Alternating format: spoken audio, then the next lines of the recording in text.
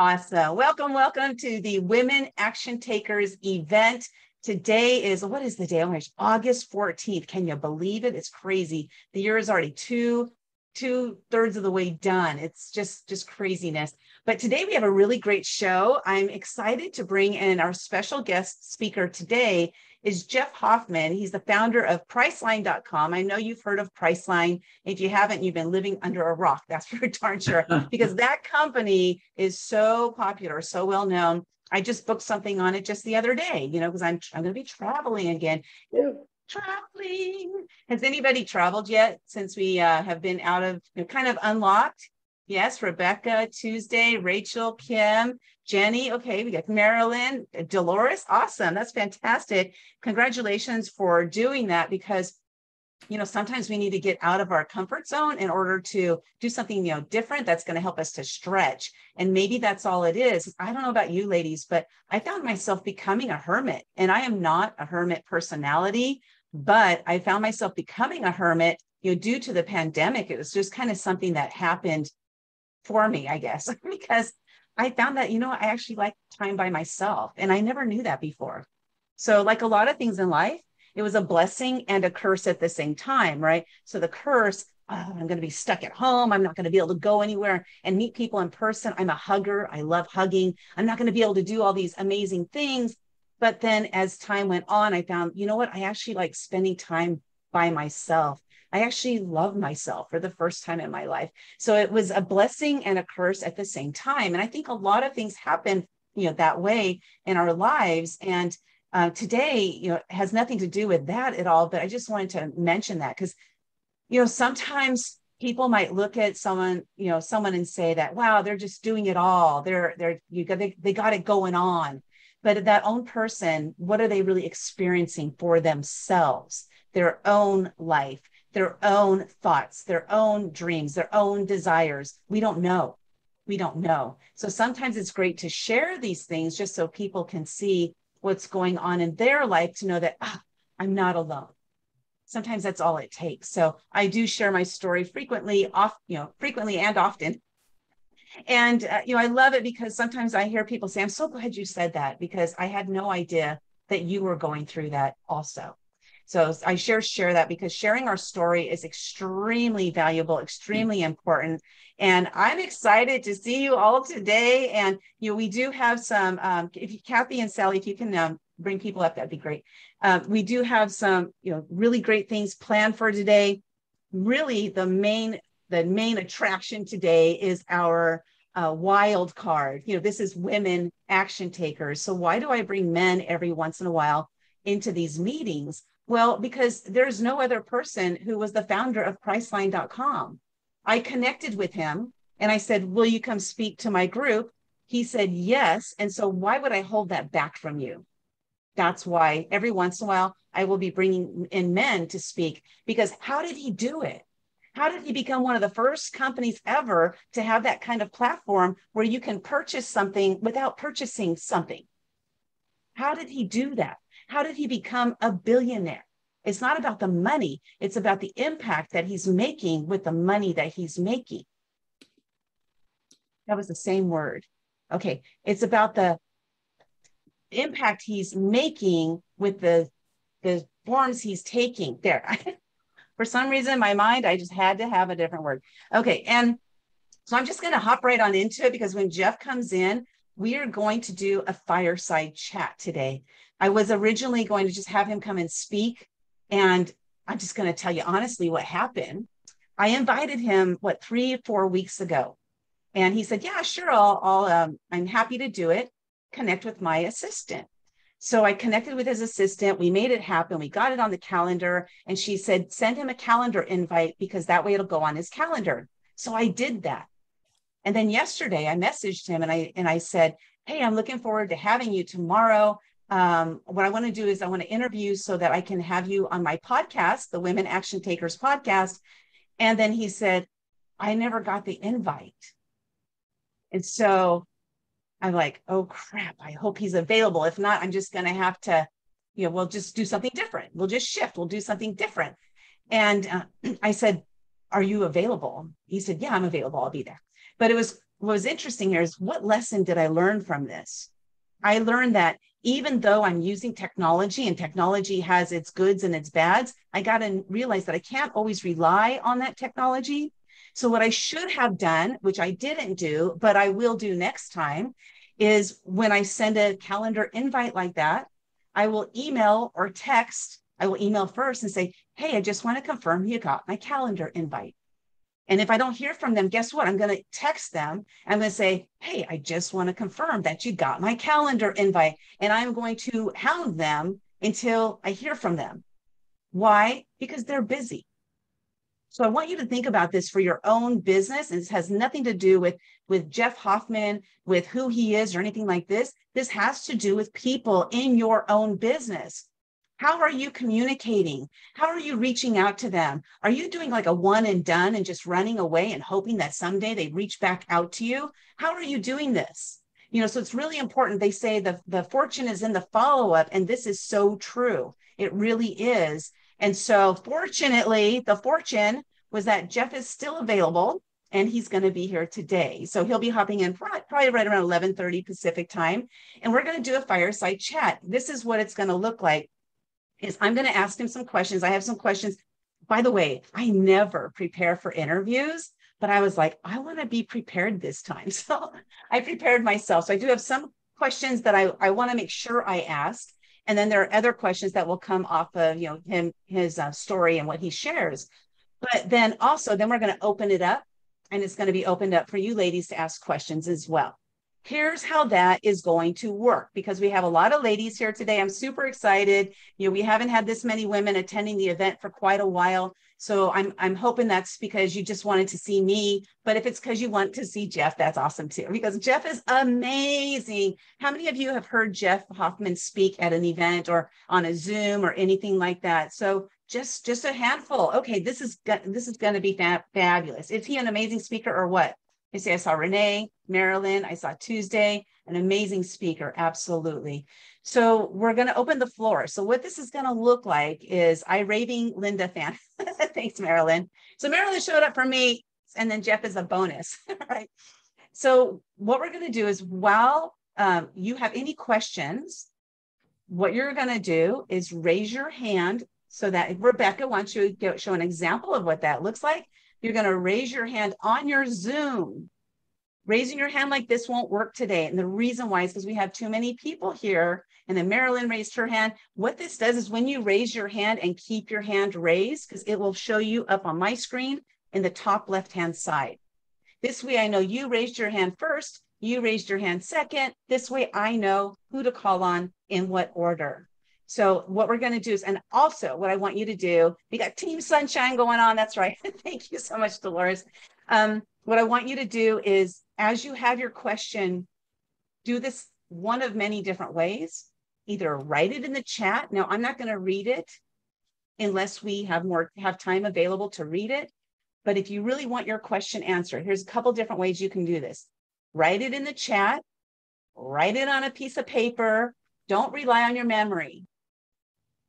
Not because you have a bad memory, because I want you to hear everything he's sharing. And I want you to know what your question is as he's speaking, so that your question can be answered, the question that you had when it came up. Okay, so this is how I want to operate this. So what we'll do is, don't just raise your hand just because you want to be first in line. Really wait till you have a question, okay, to raise your hand. That's what I appreciate, everybody here. We do have a phone number, 619 ending with 245. I feel like I'm on a radio program. Not sure who that is, but we can bring them up if they want to come up. And I don't think that's Jeff. I don't know. I hope not. I hope he's going to be on video. And so I'm going to just do a really quick PowerPoint presentation here. And I'm fired up. Are you ladies fired up? I've been fired up lately, though. Just everything.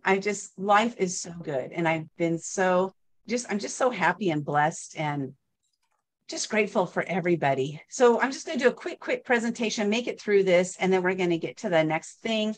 So I want to welcome everybody to the Women Action Takers event. And I'm super excited to have you here today. Our guest keynote speaker is Jeff Hoffman, founder of Priceline.com, plus a lot of other things. And we're going to share that in a little bit.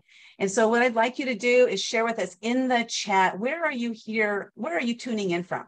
What part of the world? What city, state, zip code? Now, what's your social security number? Just kidding. What city, state, and country are you here from? Just go ahead and share with us in the chat. I'd like to see what we got representing going on here. And then an announcement. How many of you don't have to raise your hand or anything, but how many of you ever thought about writing a book and you weren't sure where to start? I am putting together how to write and publish your book in 28 days or less. 28 days or less, writing and publishing your book. I did mine in 14 days. So I thought, I'll double it and see if they can do it in 28. I'm not making a promise that you can do it because you got to do the work, but I will give you every single step that you need to take in order to write and publish it. So if that interests you, do hashtag 28 days in the chat, and then I'll reach out to you after the event is over. Again, that's hashtag 28 days. If you're looking forward to being interviewed on podcasts, the Women Action Takers podcast is looking for women just like you to interview. So go ahead and hashtag podcast in the chat, and I will reach out to you about that as well. My name is Linda Sunshine West. I'm the creator and the founder of Women Action Takers. I empower women entrepreneurs to write, publish, and market their books. I want you to take a note here. There's 10 words there. Empowering women entrepreneurs to write, publish, and market their books. 10 words. Okay, there's a reason for that. I'll share you in just a second. Because what we're going to do is after we're done here, we're going to go around, introduce yourselves in 10 words or less. So get ready for that. Our next event is August 28th. We meet the second and fourth Saturday every month right here on Zoom. Even when the world opens up, we're still going to be doing our second and fourth Saturdays on Zoom. But next event, August 28th, our Twitter expert, Samantha Kelly, she's going to come in and share with us how to use Twitter to grow our businesses. She's absolutely amazing. She'll be coming at us from Ireland. So that's kind of cool. So what we're going to do is for our introductions, it's going to be really short and we're going to go boom, boom, boom. If you go over 10 words, then I'm going to cut you off because I want to make sure we have plenty of time for this fireside chat with Jeff Hoffman. But I also want everybody to have an opportunity to introduce themselves. So 10 words or less. I'm hoping you're writing right now. What do? You're going to share that in 10 words or less. Okay, I'm going to call on everybody. We're going to go around the room. So Jeff Hoffman, again, he is our keynote speaker today. He is the founder of Priceline.com, Booking.com, Ubid.com. Going Public is a new, I'll share a little bit more about that in just a bit when I go to introduce him, but it's a show that he has really awesome. And then he is the founder of World Youth Horizons, which is a nonprofit. We'll be sharing about that as well a little bit later. And then, again, if you want to publish your book in 28 days or less, please hashtag 28 days. And I think that's it. I made it short today because I wanted to make it through all of that stuff so we can get right into the networking aspect. So all the people that are showing as attendees have been all invited, correct? And they're not coming up? Okay. That's what I thought. Okay, just wanted to double check. Thank you so much for doing that, Kathy and Sally. Part of one of my books, actually, Sally's in 2 books that we have coming up. One is called The Fearless Entrepreneurs. Oh my God, I got it in the mail just this week.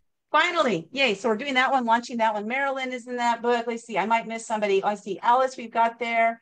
And I can't see everybody who's here, but if you're in the book, Kim, okay, if you're in the books, and then Sarah and Kathy are both in Invisible No More, Invincible Forevermore, which is launching the end of this month. We've got Nancy Lockhart, she's in that book as well. So welcome, ladies. I'm excited to have you all here today because if you haven't noticed, I'm a little excitable. It's because your energy. I look forward to this networking event. My husband, I'm like, today's my networking event. And he's like, I know. He's like, I know. Okay, I'll go hide in a corner. Have fun with the ladies. So I'm excited about it because I just love your energy, and your energy gives me energy, which probably gives you more energy. So it's all a good thing, all a good thing. And I see Tal, did I pronounce it right? You have your hand raised. Did you have a question? No, just wanted to say hi. Yes, and you pronounce it perfectly. Thank you. Awesome. Well, with that, we're going to get right into it. The 10 words or less. I'm going to call on your name. You're going to say your 10 words, and you can write it in the chat as well. This way we have opportunity to reach back out to each other. And when Jeff shows up, if somebody could just tell me, hey, Jeff just showed up, you can just interrupt. Well, don't interrupt somebody who's speaking, but you can interrupt me. I'm okay with that. So I'm going to put your hand down there, Tall. Okay, so I'm going to go in order of what I see on my screen, and let's go. Kathy Dirksen, share with us 10 words or less. What do you do? I help women to discover their brilliance. Yay. Sally Green, what do you do in 10 words or less? I help women become self-care rock stars. Woo. Awesome. Linda Jewett, please share with us 10 words or less. What do you do? I have recovery houses for plastic surgery patients in Tijuana. Awesome. Thank you so much. Okay, next up, and by the way, if I skip you, it's not intentional. What happened is the names jump around, okay? So next up, Michelle Hoffman, share with us any relation. Share with us what you do in 10 words or less. I empower you to improve your personal and professional relationships. And now I have 2 N's. He's got 1 N. Would have been through my husband. I knew that. I just thought I'd throw that out there. You're like, something common. It's all good. It's all good. Hey, Alice Callum, go and share with us 10 words or less. What do you do? I know, I was just counting. I help business owners achieve success with goals, plans, and accountability.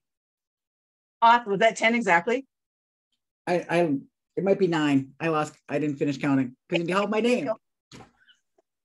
Awesome. Thank you so much. Next up, we have Allison Franz. Allison, what do you do? 10 words or less. Hello. I help impact-driven entrepreneurs to grow their business faster and become limitless. Awesome. Thank you so much. It's good to see you here. It's funny because I met her on Clubhouse, so I never saw her mouth move, right, until just recently. So it's kind of funny. From Clubhouse, like, oh, their mouth does move. That's cool. Next up, we have Barb Tomlin. You want to share with us in 10 words or less, what do you do? Barb Tomlin.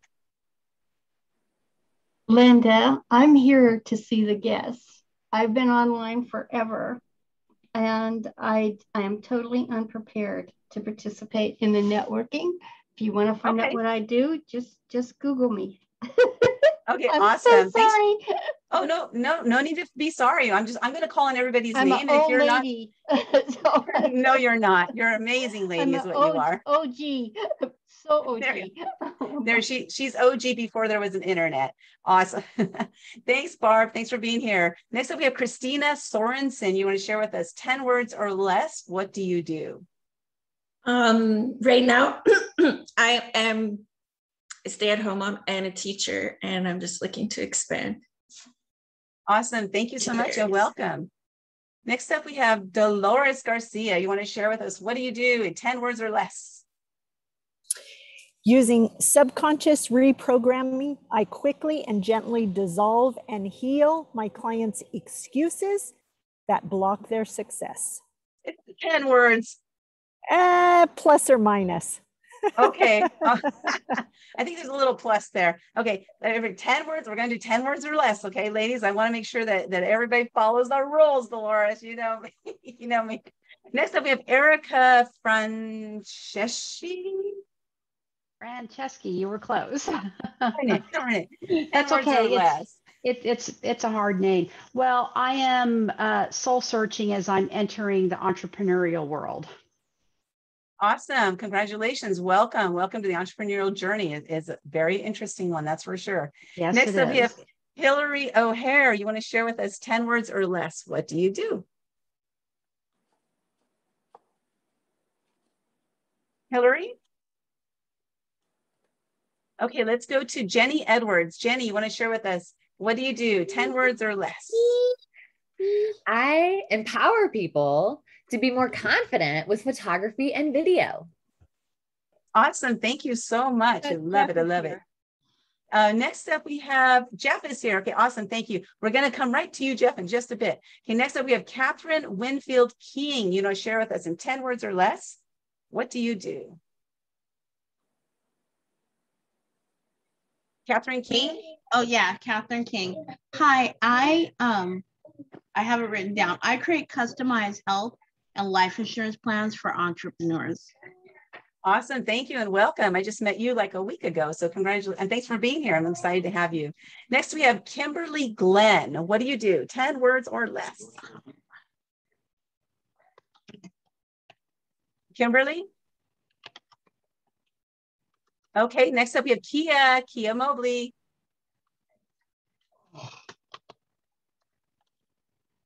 Hi, so I offer African immersive cultural experiences to busy entrepreneurs. Awesome, thank you so much. And thanks for being here today. Next we have Kimberly Glenn. Are you available now? Okay, I'm gonna go Kim Glass, 10 words or less. What do you do? I help women move through fear with 7 promises of courage. Awesome. Thank you so much for being here today. Next up, we have Latara. Latara Dragoo. What do you do, lady, in 10 words or less? If you can mute yourself if you're not speaking, everybody, please. Sorry. I help entrepreneurs promote themselves on social media. Awesome. Thank you so much for being here today. Lena, you want to share with us 10 words or less? What do you do? I'm a drug addiction and human trafficking survivor and host of Love and Beloved podcast. Awesome. Thank you so much for being here.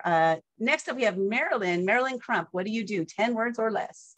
Coach entrepreneurs developing online content and programs for steady profits. Woo! What? Hey, that's extra 3 words. Remember, it's WAT. Women action takers. Next up, Michelle O'Neill. I'm not sure, Michelle, if you are available, because I know you said you didn't think you'd be available. If you are, please unmute yourself. And otherwise, I'm going to skip to Nancy Chin Wagner. Please share with us in 10 words or less. What do you do, Nancy? Hi there. I'm a business networking strategist for introverts to communicate confidently and to build relationships. Awesome. Thank you so much. Welcome. Next up, we have Nancy Lockhart. We got Nancy and Nancy. We got the 2 Nancys. Hi, I'm the founder of Lockhart Marketing, and I help women business owners unlock the heart of their business through marketing.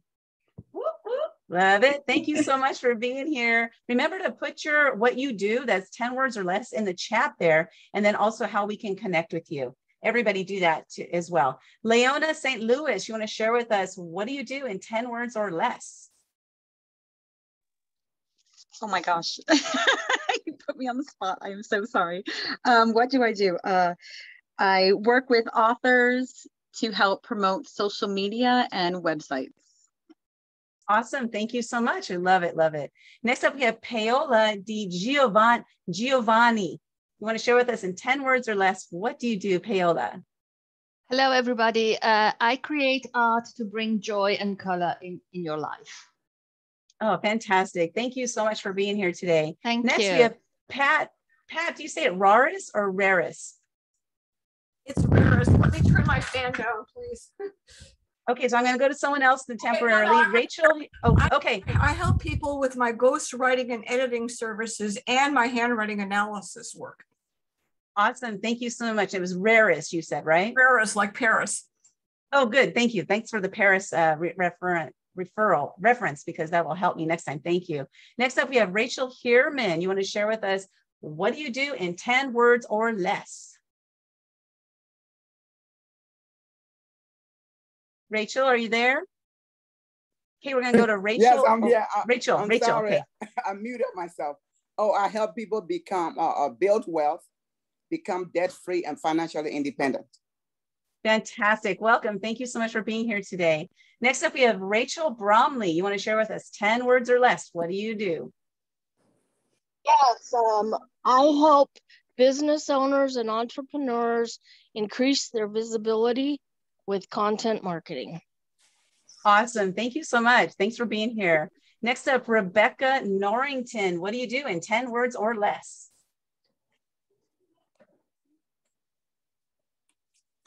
Rebecca? Okay, I just had to unmute my. There we go. Happiness is a practice skill, and I teach people what to practice. Awesome. Thank you so much. I love it. Next up, we have Renee Reich. What do you do in 10 words or less? I create an experience that helps empower and inspire women to find their voice. Awesome. Thank you so much. And next up, we have Sandra Fernandez. What do you do in 10 words or less? Well, I save the Amazon rainforest and awaken humans to act now for nature. Awesome. Thank you. And we're going to do a Women Action Takers retreat down in the rainforest of Amazon. So if you ladies are interested in that, go ahead and put #Amazon in the chat. Okay, next up, we have Sarah Jung. Sarah, what do you do in 10 words or less? I help you discover who you're truly meant to be. Awesome. Thank you so much. That's amazing. And next up, we have Sarah Routman. Wait on. Hi. It's so great to be here. I teach and inspire people to laugh for better health.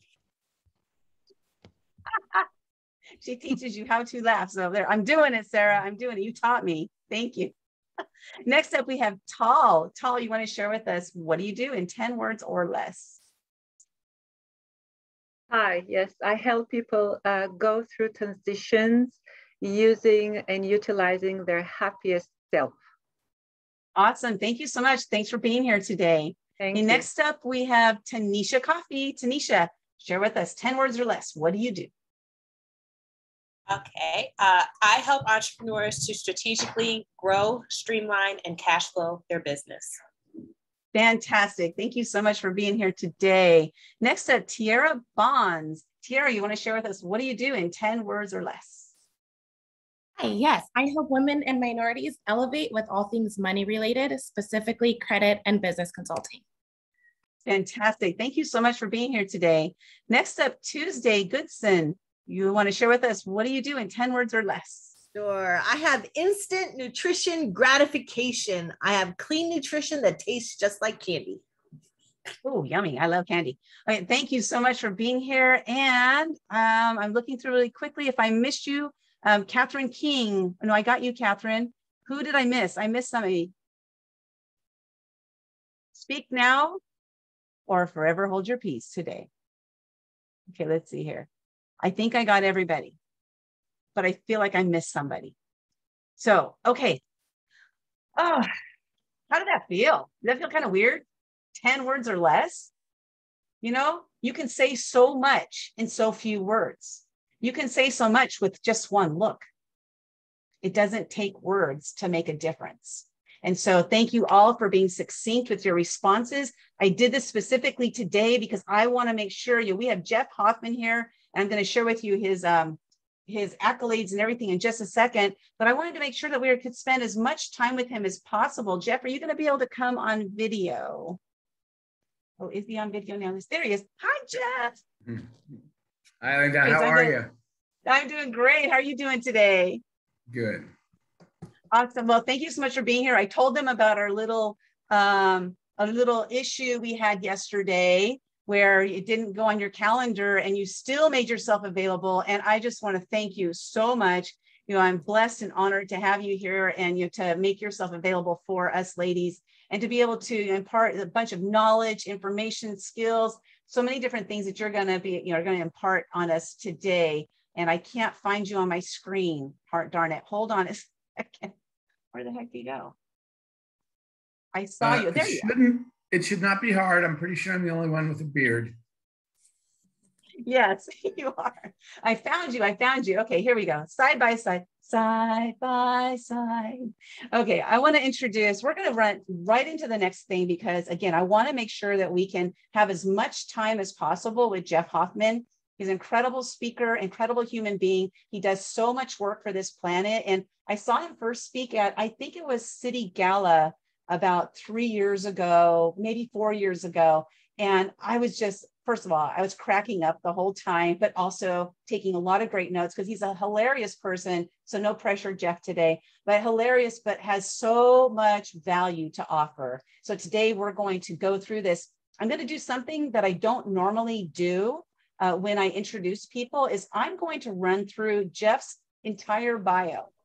So give me about a minute and a half to do this. And I want to do this because as I'm reading his bio, I want you to hear the different things he has done for this planet, as well as any questions that you might have just for hearing his bio, I want you to go ahead and either remember, write them down or put them in the chat so you can ask later.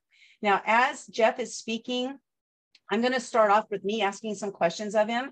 And then after we're done with that, we're going to open the floor to Q&A for everybody. And remember, you got to raise your little hand there. Don't raise your hand here. You got to raise your little Zoom hand. So it says reactions or something, raise hand. You're going to have to raise your hand in order to ask your question, because I'm sure there are going to be plenty of questions. We probably won't get to everybody's question today. So maybe we'll have Jeff come back again later on, maybe next year. So awesome. So this is a quote that Jeff said. I was listening to him being interviewed on a podcast. I should have written down the name of the podcast, but he said, intelligence is spread equally across the world, but opportunity is not. I want you to hear that. Intelligence is spread equally across the world. Opportunity is not. This is so true. So we're going to get into that a little bit. So if you even have a question even about that quote, put it in the chat, okay? So today's guest speaker is our wild card, Jeff Hoffman. Jeff, if you notice, it's all women here today. You are our wild card of the day. And so we're super excited to have you here. You may not have heard his name before, but you know some of the successful startups he's been involved in, including Priceline.com, Booking.com, ubid.com, and many, many more. He stars in the groundbreaking new series, Going Public, a show where viewers worldwide can invest in the startup companies Jeff is mentoring on the air. It's like Shark Tank, but the public gets to invest, not just the sharks. He has many accolades to his name. Most notably is his philanthropic work to make this world a better place. Jeff Hoffman is an award-winning global entrepreneur, proven CEO, worldwide motivational speaker, best-selling author, Hollywood film producer, a producer of a Grammy Award-winning jazz album, and executive producer of an Emmy Award-winning television show. In his career, he's been the founder of multiple startups. He has been the CEO of both public and private companies, and he has served as a senior executive in many capacities. Jeff is the managing partner of Jeff Hoffman Advisory Services, a strategic consulting firm that teaches exponential growth to business owners and entrepreneurs, as well as teaching innovation strategies to corporations and governments worldwide. Jeff serves on the boards of companies in the US, Europe, the Middle East, South America, Africa, and Asia. He supports entrepreneurs and small businesses on a worldwide basis. He's the chairman of Global Entrepreneurship Network, which works with entrepreneurs in 190 countries, as well as being a founding board member of the Unreasonable Group, whose portfolio companies have raised over $4 billion in funding and have positively impacted more than 350 million lives worldwide. He's also on the advisory board of CEED Global, the Centers for Entrepreneurship and Executive Development, teaching entrepreneurs in Eastern Europe, Africa, and Asia. Jeff supports the White House, the State Department, the United Nations, and similar organizations internationally on economic growth initiatives and entrepreneurship programs. He's a keynote speaker frequently, having been invited to speak in over 60 countries. He speaks on the topics of innovation, entrepreneurship, and business leadership, and is the author of the book Scale, a how-to guide for growing your business. And that's SCALE. Go find it on Amazon and get it. Jeff also teaches innovation workshops to major corporations on a regular basis. Jeff is a featured business expert seen on Fox News, Fox Business, CNN, CNN International, Bloomberg News, CNBC, ABC, and NPR, and in publications including Forbes, Inc., Time, Fast Company, The Wall Street Journal, and more. He's also the star of a new TV show called Going Public, a show like Shark Tank, except the viewers get to invest, not the sharks, in the companies that Jeff will help to take to an IPO on the NASDAQ stock market. He recently received a Lifetime Achievement Award from the Los Angeles Tribune for his business and philanthropic contributions, and was honored with the Champion of Entrepreneurship Award from JP Morgan Chase, Citibank, and Rising Tide Capital, as well as receiving the George Brown Award for International Cooperation from the U.S. State Department. Jeff received the Commitment to Excellence Award from City Summit, as well as receiving a Lifetime Achievement Award and being inducted into the Entrepreneurs Hall of Fame for his contributions to the field of entrepreneurship. He was also honored with the Best of the Best Award from the National CEO Association, which is Collegiate Entrepreneurship Organization. Outside of the world of technology, Jeff has produced TV shows, has produced movies in Hollywood, has produced musical events, including concerts, tours, and charity events with such artists as Elton John, Britney Spears, NSYNC, Boyz II Men, and others, and serves on numerous charity and nonprofit boards. Wow, I think I need some water after that, because that was so much, Jeff. Oh my gosh. I'm excited to have you here today for many, many, many reasons, of course. But one is that, you know, I know that you started your nonprofit, World Youth. Oh shoot, I had the name of it. World Youth Horizons. Horizons. You started that nonprofit, and I was actually, I first saw you speaking to your group a couple months ago. It was an event that you were speaking at on Zoom. And I was like, wow, that's so awesome that he has that nonprofit. Then I started looking into it to see what you do and, you know, to see more about what you do. And I just so impressed with everything you do. Now, how does it feel? First question, how does it feel when somebody says, I'm so impressed with all you do? I mean, like, you're like, whatevs. You know, really the only thing that matters to me is impact.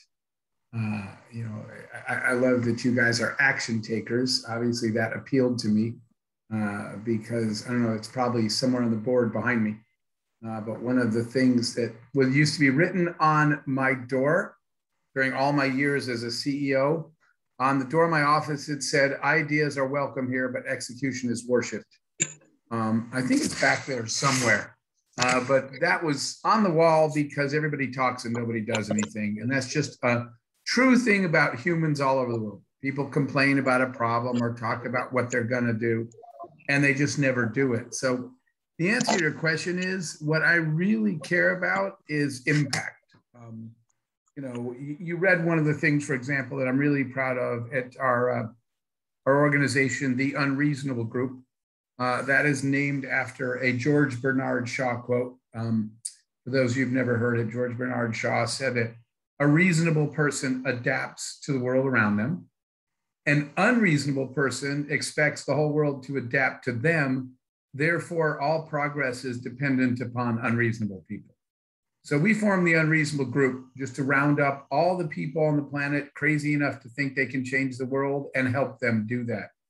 And so I'm just giving you the long way answer, but you know, what I'm proud of in the end is when we have impact. So at Unreasonable, I think you read, because I put our number in my bio, we have positively impacted, which means food, drinking water, a place to live, electricity, education, healthcare, the basics.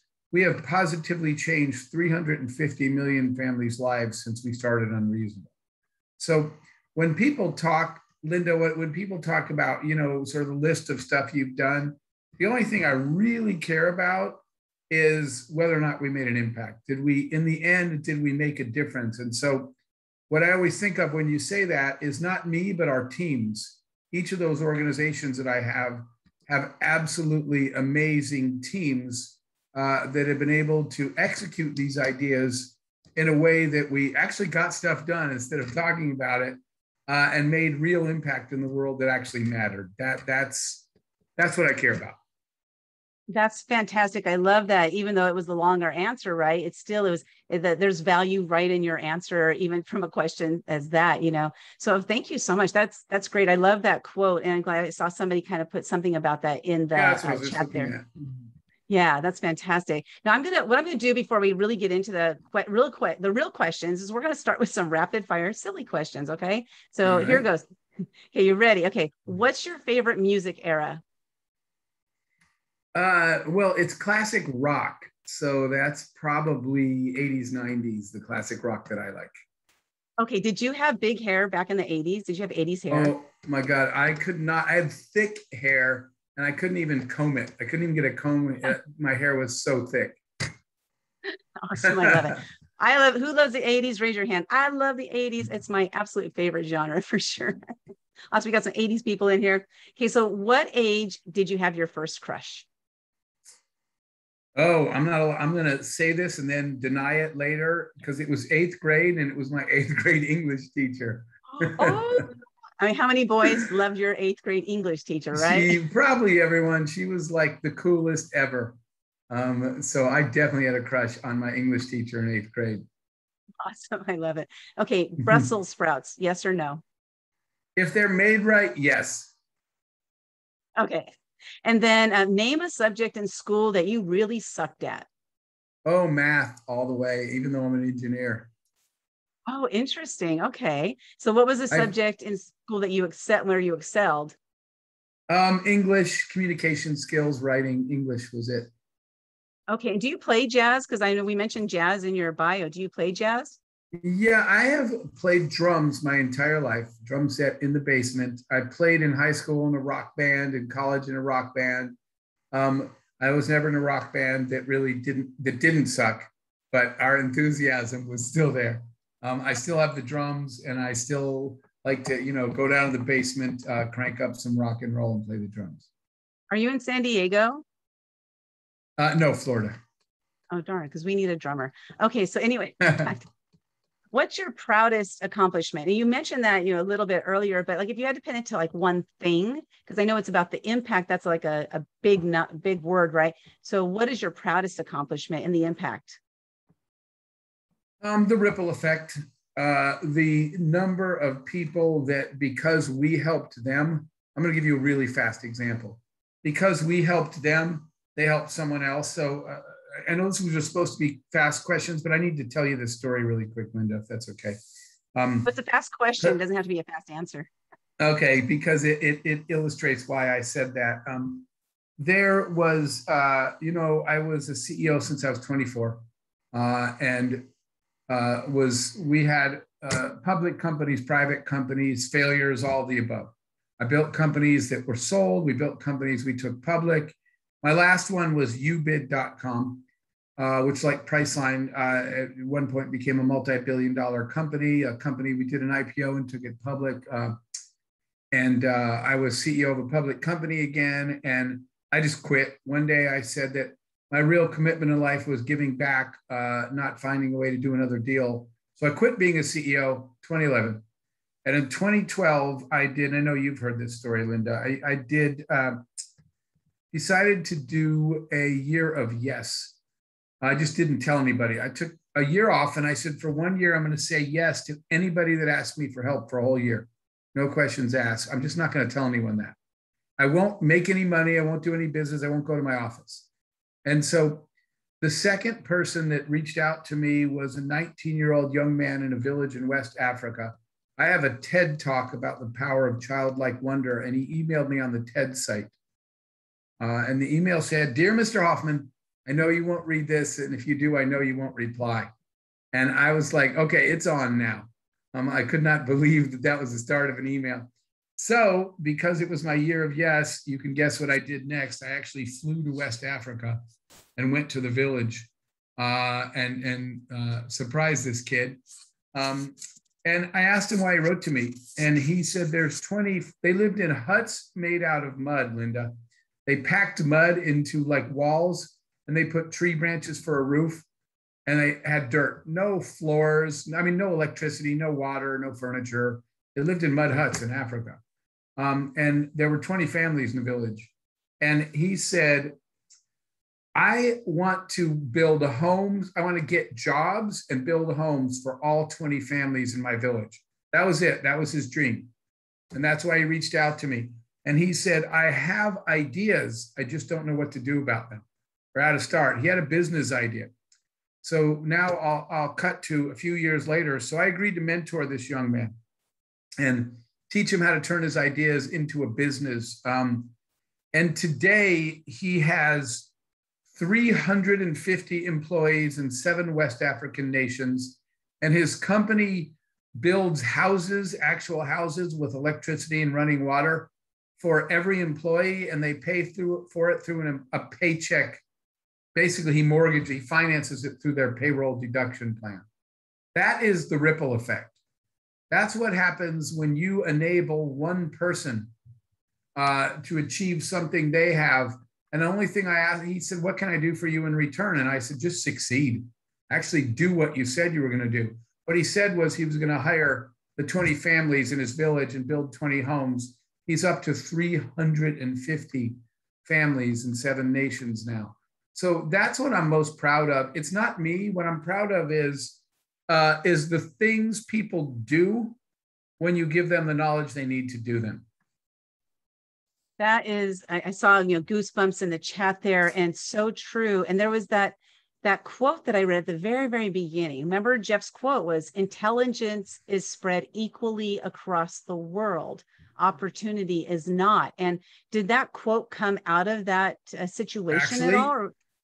Sheer coincidence. Yes, that is the day, because the day before that, right before I left for that trip, I was asked to speak to an event called the Silicon Valley Open. That's like 15,000 people in Silicon Valley. I was on stage at Stanford. So if you ask them, this is important, they will tell you they are the smartest people in the world. It's Silicon Valley and Stanford. And so I went out there and gave a talk, Silicon Valley and Stanford.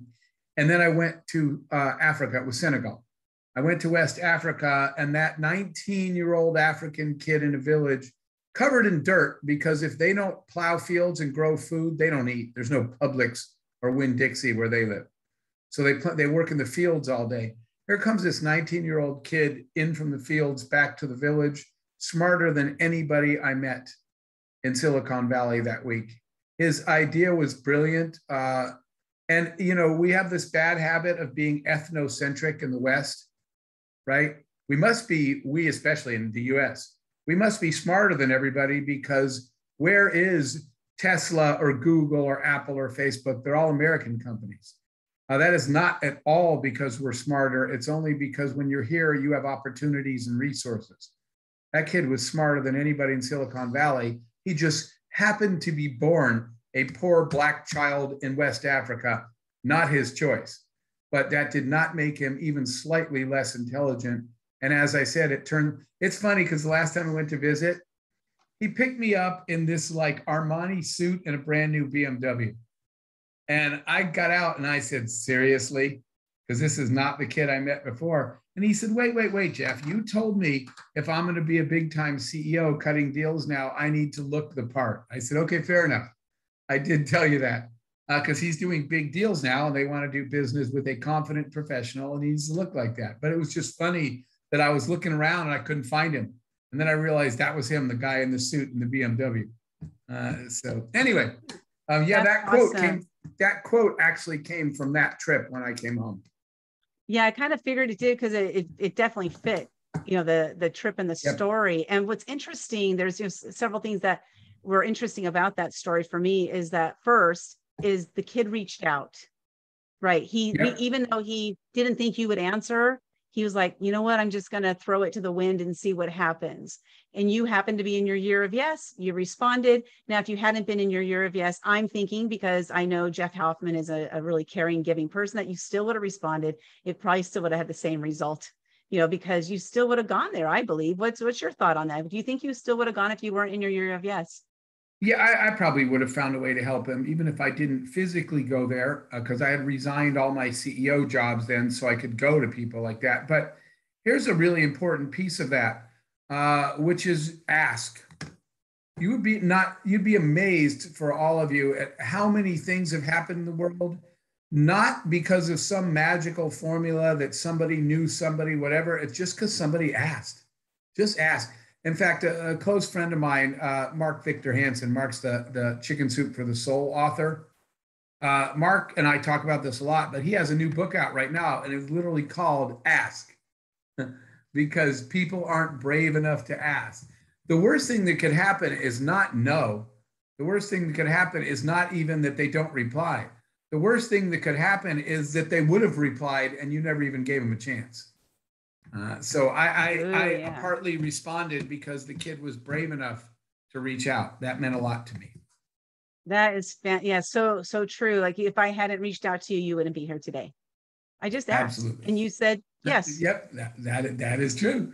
It was literally that. It's literally that simple. I think sometimes we work it up to be so, like, we allow our fear to stop us, or our doubts about ourselves, or our doubts about, somebody, like, why would they want to connect with me? Who am I? And we let all that monkey brain, take over, instead of just stepping up and saying, you know what, I'm just going to ask and see what happens. And what is the worst thing? The worst thing, not is no. The worst is that they might not respond. Big deal. At least you tried. But you know what? Go ask again if they don't respond. So I've done that on, different times, but with Jeff, it was a one-time thing, and so thank you so much for saying yes. Are you still in your year of yes? I am. You're going to laugh at me. At the end of that year, I said, you know what, I'm really having fun, way more fun than being a CEO and being on Wall Street and the IPOs and all that crap. So I extended to a second year. It wound up lasting almost 7 years. And what ended it was COVID, because I couldn't travel anymore. So I just sort of stopped. But my 1 year, I was in year 7 of my 1 year commitment. And to be honest, I also finally got tired because I was traveling sometimes in a different country every week. So I finally kind of put an end to the formal part of that just 2 years ago. But I did it for way more than 1 year. There's a word that you use there that I think is really important to know, is the word commitment, because you said it was a commitment for 1 year. I don't know if you know this, Jeff, but in 2015, I made a commitment to face a fear every single day for a year, because I had so many fears that were stopping me from living. So just the fact that I reached out to you is something I would not have done before 2015. I wouldn't even have had the idea, because I would have been too scared just thinking about it. So that's interesting that you made a commitment, and mine was a commitment as well. And so, it's making amazing. These commitments. Thank you. It Yep. changed my life. I might have met you that year. Actually, I might have met you at one of the speaking events, because I've, met you many times at different events. And, this is the circles we hang out in. Well, these are the circles I hang out in, with Jeff Hoffman and people like that. And it's really amazing, because the people that, like you, Jeff, like, I really look up to people like you for many reasons. And one of them is that you have helped me to open my mind about who I am and what I'm all about and what value I have to offer this planet. So thank you from the bottom of my heart for that. I mean, it's just absolutely amazing. So I wanted you to talk about World Youth Horizons. Like, tell us all about it. What's it all about? Why did you start that nonprofit, and what are you guys doing? Because I know you're already doing amazing work. So what are you doing with the organization? Yeah. So, first of all, and this is just a personal preference, so people don't have to agree, but I was not happy donating money to some of the organizations I was donating to, because I had no visibility of what they used it for or where it went. So I started my own thing because I just wanted to give 100% of the money to the children and the single mothers that we work with. And so all the people that work with me are people that called me and said, I want to help, and they're all volunteers. So we literally have zero overhead, which means 100% of the money that comes in goes directly to the people. But when I started it, and until really recently, I didn't ask anybody else to donate. I never looked for donations. All the money was coming from me. Most of it still is now, but there are people that, which really cool, stepped up and said, I want to help too, and I want to make a difference. So now we have a lot more people that have made donations or donated time to help in some ways. But here, let me sort of give you the premise of why I created World Youth. The only way upward for many youth, well, let's start here.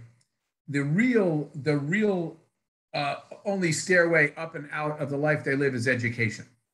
And they don't have access to it. But here's the lesson I learned when I went over, in some places to start talking about education. And I'll do both. First, I'll start over in Africa, then I'll come back to the US. When I started that process, I realized that, we're sitting here talking about, you might be talking to your kids about the importance of school and their grades and college. And you know what?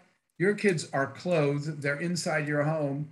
They actually have dinner that night, and they're not worried about whether they're going to get dinner tomorrow, nor are they worried about all these other basic human necessities. So what I realized was step one is a child needs to be safe.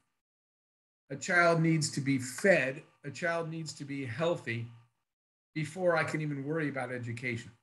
So that was a lesson we learned when we went to places where we wanted to help people. And they said, really, school? Because right now I'm just trying to find something to eat and somewhere to stay tonight that I don't get. Literally, people told me this, single moms, we're trying to find somewhere to stay tonight where I don't get raped, killed, kidnapped. And they're like, so I know you're saying education is important, but I can't even get there yet. So the first thing we do at World Youth is we make sure, as we provide those basic human necessities. Example, I'll give you two. Well, this is a harsh story, but it's a real story. In Ethiopia, I met this young man that when he was 6 years old, the rebel insurgents came in and slaughtered his whole family. And his mom, dad, siblings, he hid under the bed and he watched them all slaughtered, killed with machetes. And he lived.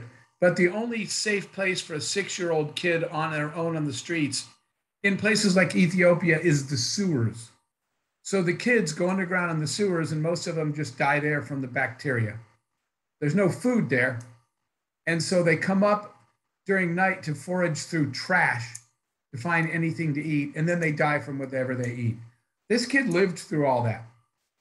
And when I met this young man, his name is Yared, when I met Yared, he had managed to make his way following 2 nuns to a church, asking if he could live inside the church. The nuns decided that this kid was smart. They cleaned him up, fed him, gave him a room to live in, and took him to school every day. When he got out of school, instead of getting a job, what he wanted to do was build a home, a school, and dorms, and go back. This is for real.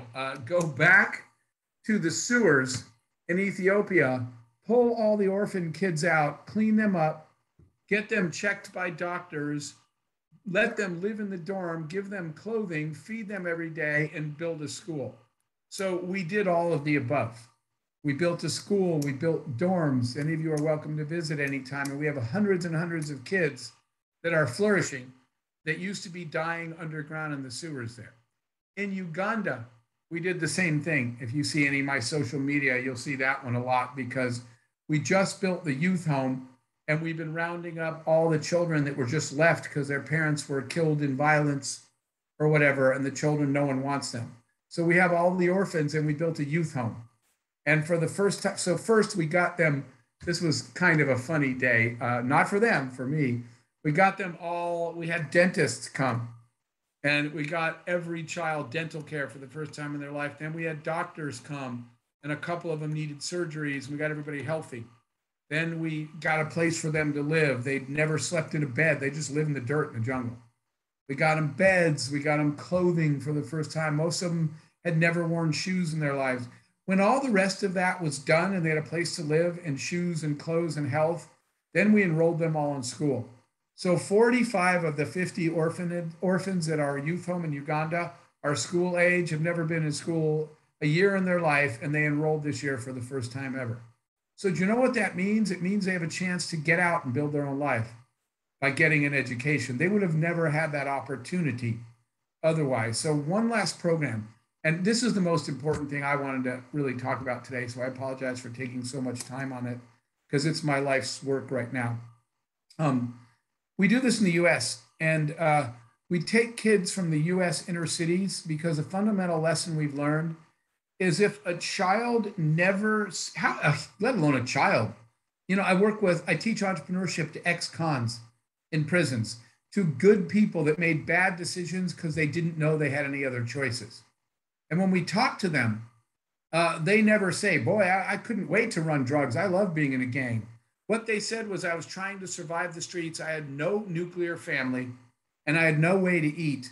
And somebody offered me money to run drugs. And next thing I know, I'm in the drug trade and I'm in a gang for protection. They're like, I didn't have choices. And so what we do with the US program is we show kids choices they didn't know were out there. So we go into cities like Chicago, Detroit, all over. We take these kids out of the hood, honestly. And before COVID, the last trip we did was we flew a bunch of them We took them all to Silicon Valley, and I gave them we gave them tours of Apple, of Facebook. We showed them careers in tech. We explained to them that all that's up here and no one can take that from them. No matter what their life situation is, they control, you know, their mind and their heart, their desire to succeed and their intelligence, and no one can stop them. And we showed them jobs. Then we flew them down to Hollywood. None of these people had ever been on a plane. They'd never been out of their neighborhood. And you guys any of you are welcome to chaperone next time we do this. We flew them down to Hollywood, and just because of my friends in the movie biz, we gave them VIP backstage tours of all the Warner Brothers movie and TV sets. And by the time we left, these kids that were planning to run drugs were coming out and telling me, I remember this one little girl was telling me, I'm going to be a set designer. I didn't even know that word 2 years ago. And now, Mr. Hoffman, tell me what classes I need to take so I can go to college and what major I need to get so I can become a set designer. Totally lit up, totally on a mission now. And before, she said, I didn't even know if I'd live till 25 because everyone here is either dead or in prison by then. Now she said, I need to get out of here. I need to go to college and I need to become a set designer and make something out of my life. So we're helping her with a college scholarship. But anyway, that was a super long answer. That is what I spend most of my time on now. That is what World Youth Horizons does. We give kids a chance to create a life that they would never have had a chance to create without us.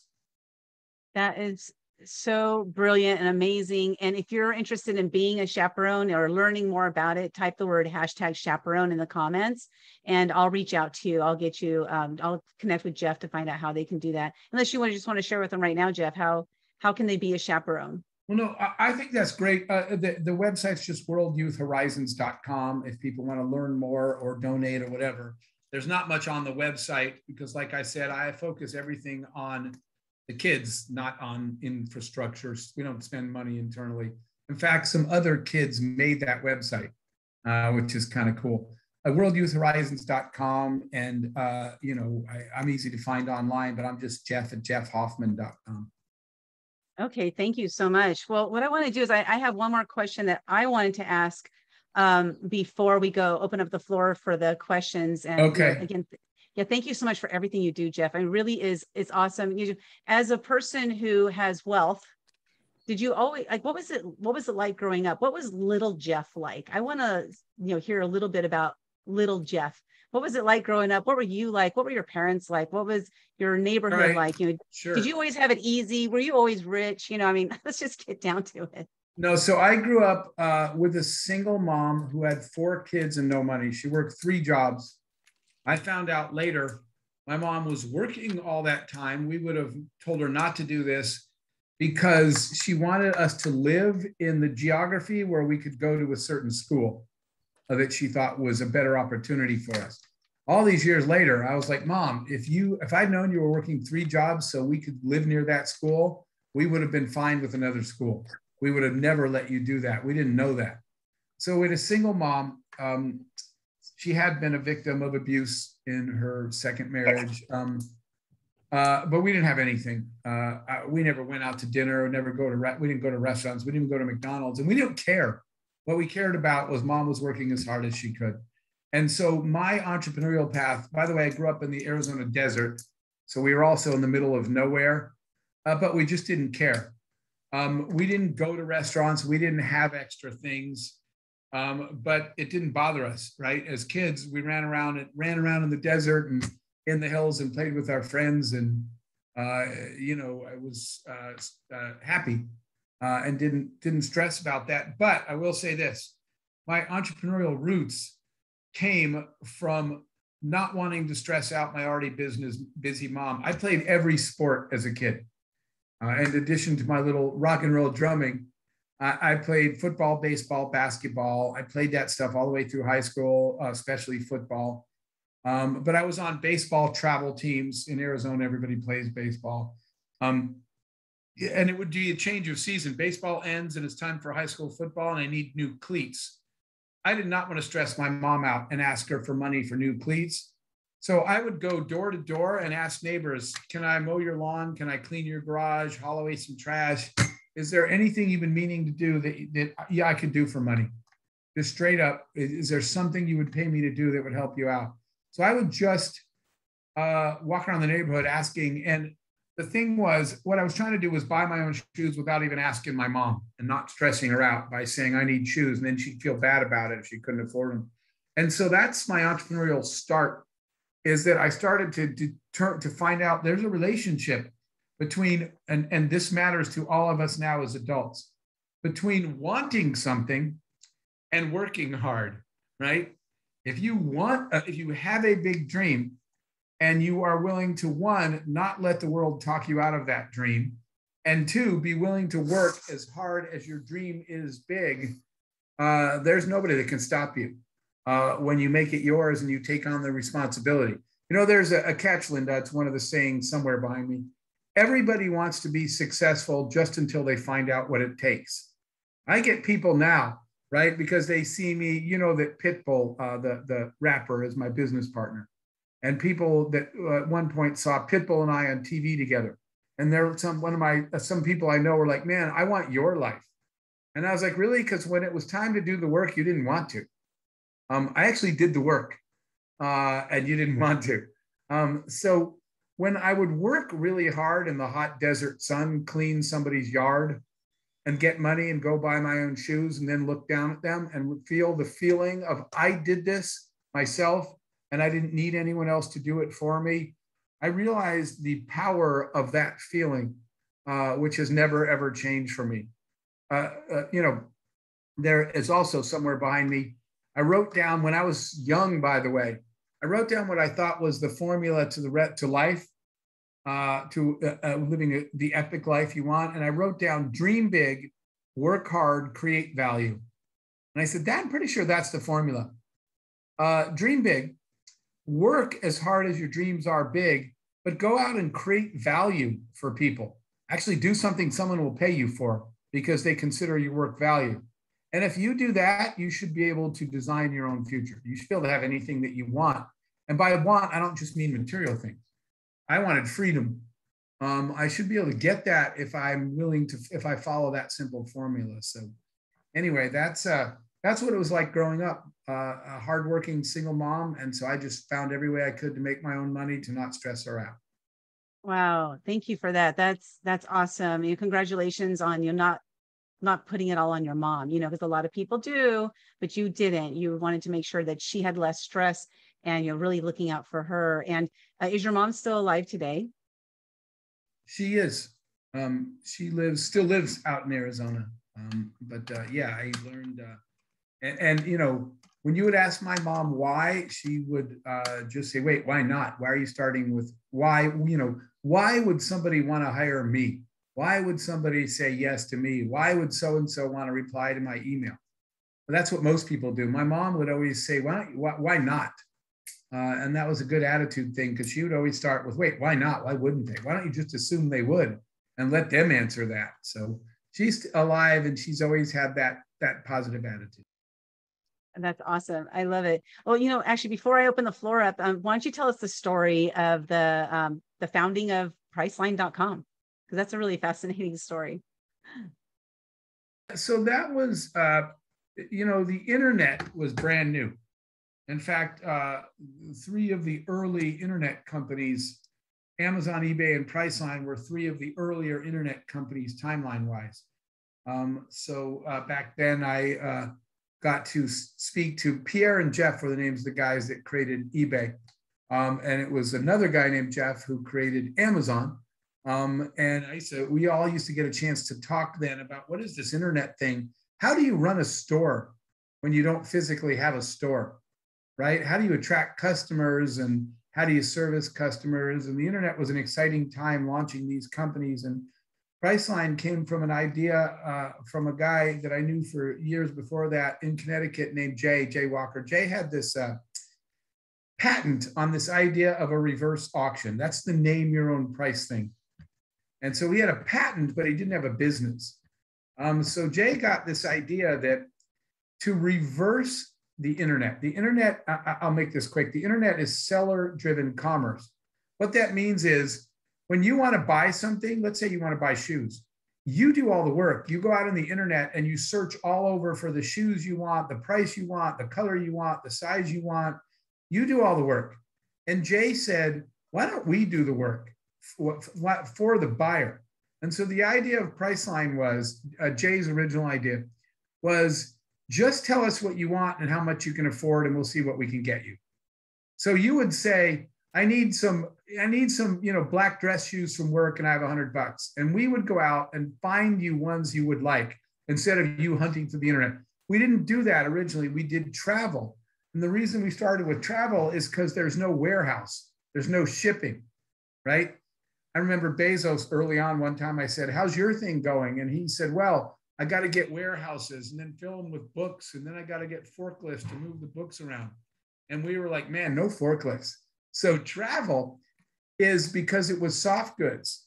We have no warehouse. We have no forklifts. We have no delivery. You go online, click on a hotel, you get an email back, no warehouse, no forklift, we're done. And so travel was the first place that we started selling product in the name your own price. I want to go to New York and I have $80, just find me a room. So that was the business, the really very innovative business idea, because nothing like that existed before. Technically, the patent was called a reverse auction, because it's not someone auctioning the room off, and it's you saying, I got $60, you guys bid on me. That's why it's a reverse auction. You're telling all the people selling shoes, here's $100, who wants to sell me shoes? That's the reverse of the way auctions work. Anyway, it wound up working. Jay gathered a group of people. And so early on, there was a small group of us that built the company. It's the same, Booking.com and Priceline are the same company, if you don't know that. It's all one big company.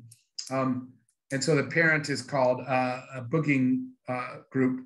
But the company now is it was started with less people than there are on this Zoom, on a little table in a little office in Connecticut. And today the company's in 190 countries, and it's worth, I think it's like $96 billion that the company is worth today. And it was started from scratch and grew into something worth, I know it sounds silly, but worth 90 something billion dollars. But what the important thing you have to know from that is that people forget it was an idea with a little group of people on a table saying, this is a good idea, let's build it. So what people forget is when I was talking to Bezos back then, we were ahead of him. They didn't even have anything. Every big thing started with somebody on this call having a small idea and starting to build a team and launching something. Anyway, that's the story. It was an amazing ride, to say the least. I love it. I love it. And, intelligence is spread equally across the world. Opportunity is not. You all got together, you brainstormed and just made it happen. And you took that action. I think that's one thing is, like you say, a lot of people will talk about things, but they won't actually take the action. We have to take the action. So what I'm going to do next is I want to open up the floor and let you ladies know that this is being recorded for the Women Action Takers podcast. So if you don't want your voice on the podcast, don't ask your question. And so I'm going to go, Michelle Hoffman, are you open to having your voice on the podcast? If so, go ahead and unmute yourself and ask your question. Michelle Hoffman, no relation. Wait, hold on a second, Michelle. I'm going to bring you on the screen here. Okay. All right. Hi, Jeff. I'm so happy. We're all so happy that you're here. You're muted. Now we can't hear you. Yeah, there we go. Thank you, Michelle. So thank you for sharing both personal and professional life experiences with us. You're a really good reminder for each of us that we have the seeds of empowerment to make big change, and we all want to be difference makers or we wouldn't be here. So I started to articulate a question, and then you started talking about being brave enough to ask. And I'm like, the challenge is I want to say something that's so memorable and impactful that you'll be like, oh yeah, I need to follow up and talk with that one. And I'm like, I'm not even sure what that is. And so I'm like, well, I learned that where I make the biggest value through my personal and professional life is that I help empower people to improve their relationships personally and professionally, to to make their big impact, to create that legacy. So I want to say that because I want to offer my help to everyone on the call, anyone listening who can reach out to me, because I would always ask, how can I help you succeed? And I also asked, do you want me to listen, guide, or help? So my question was, one, I would really like to have a conversation to see how I can help impact that legacy.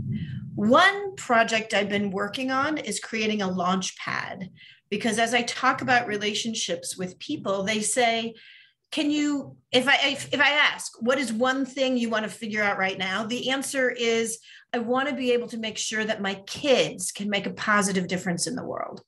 So I've been formulating this program called Launchpad to ensure that people have self-awareness, they can communicate confidently, they have financial literacy, and they have an understanding of how they can make that impact. So that's not really a question, but does that sound like the start of a conversation that we might be able to pursue? Yeah, I think it most definitely does. And I really like what you're doing. That foundation, you said a couple of things there, but one that really caught my attention is teaching people how to actually present themselves and present their ideas, right? Yeah. The landscape is littered with really good ideas that people didn't present well. So it's really important, and especially teaching people young, teaching your kids how to present themselves to the world, because that will have a lot to do with the path their life takes, is how they carry themselves, present themselves, and behave in the world. And likewise, how you present ideas out there. So I particularly like that part. And you know, those are, so let me just say this. The reason I said yes is that what our school system lacks, interestingly, that we had we spent most of yesterday talking about the reinvention of school with people that can help subsidize that, with the Walton family, that's the Walmart, Sam Walton, with Bill and Melinda Gates team, with Zuckerberg's group, with all these super wealthy families who can make a difference. We had a discussion about our social responsibility to fix school. But one of the big things we talked about was how school doesn't teach kids soft skills, life skills.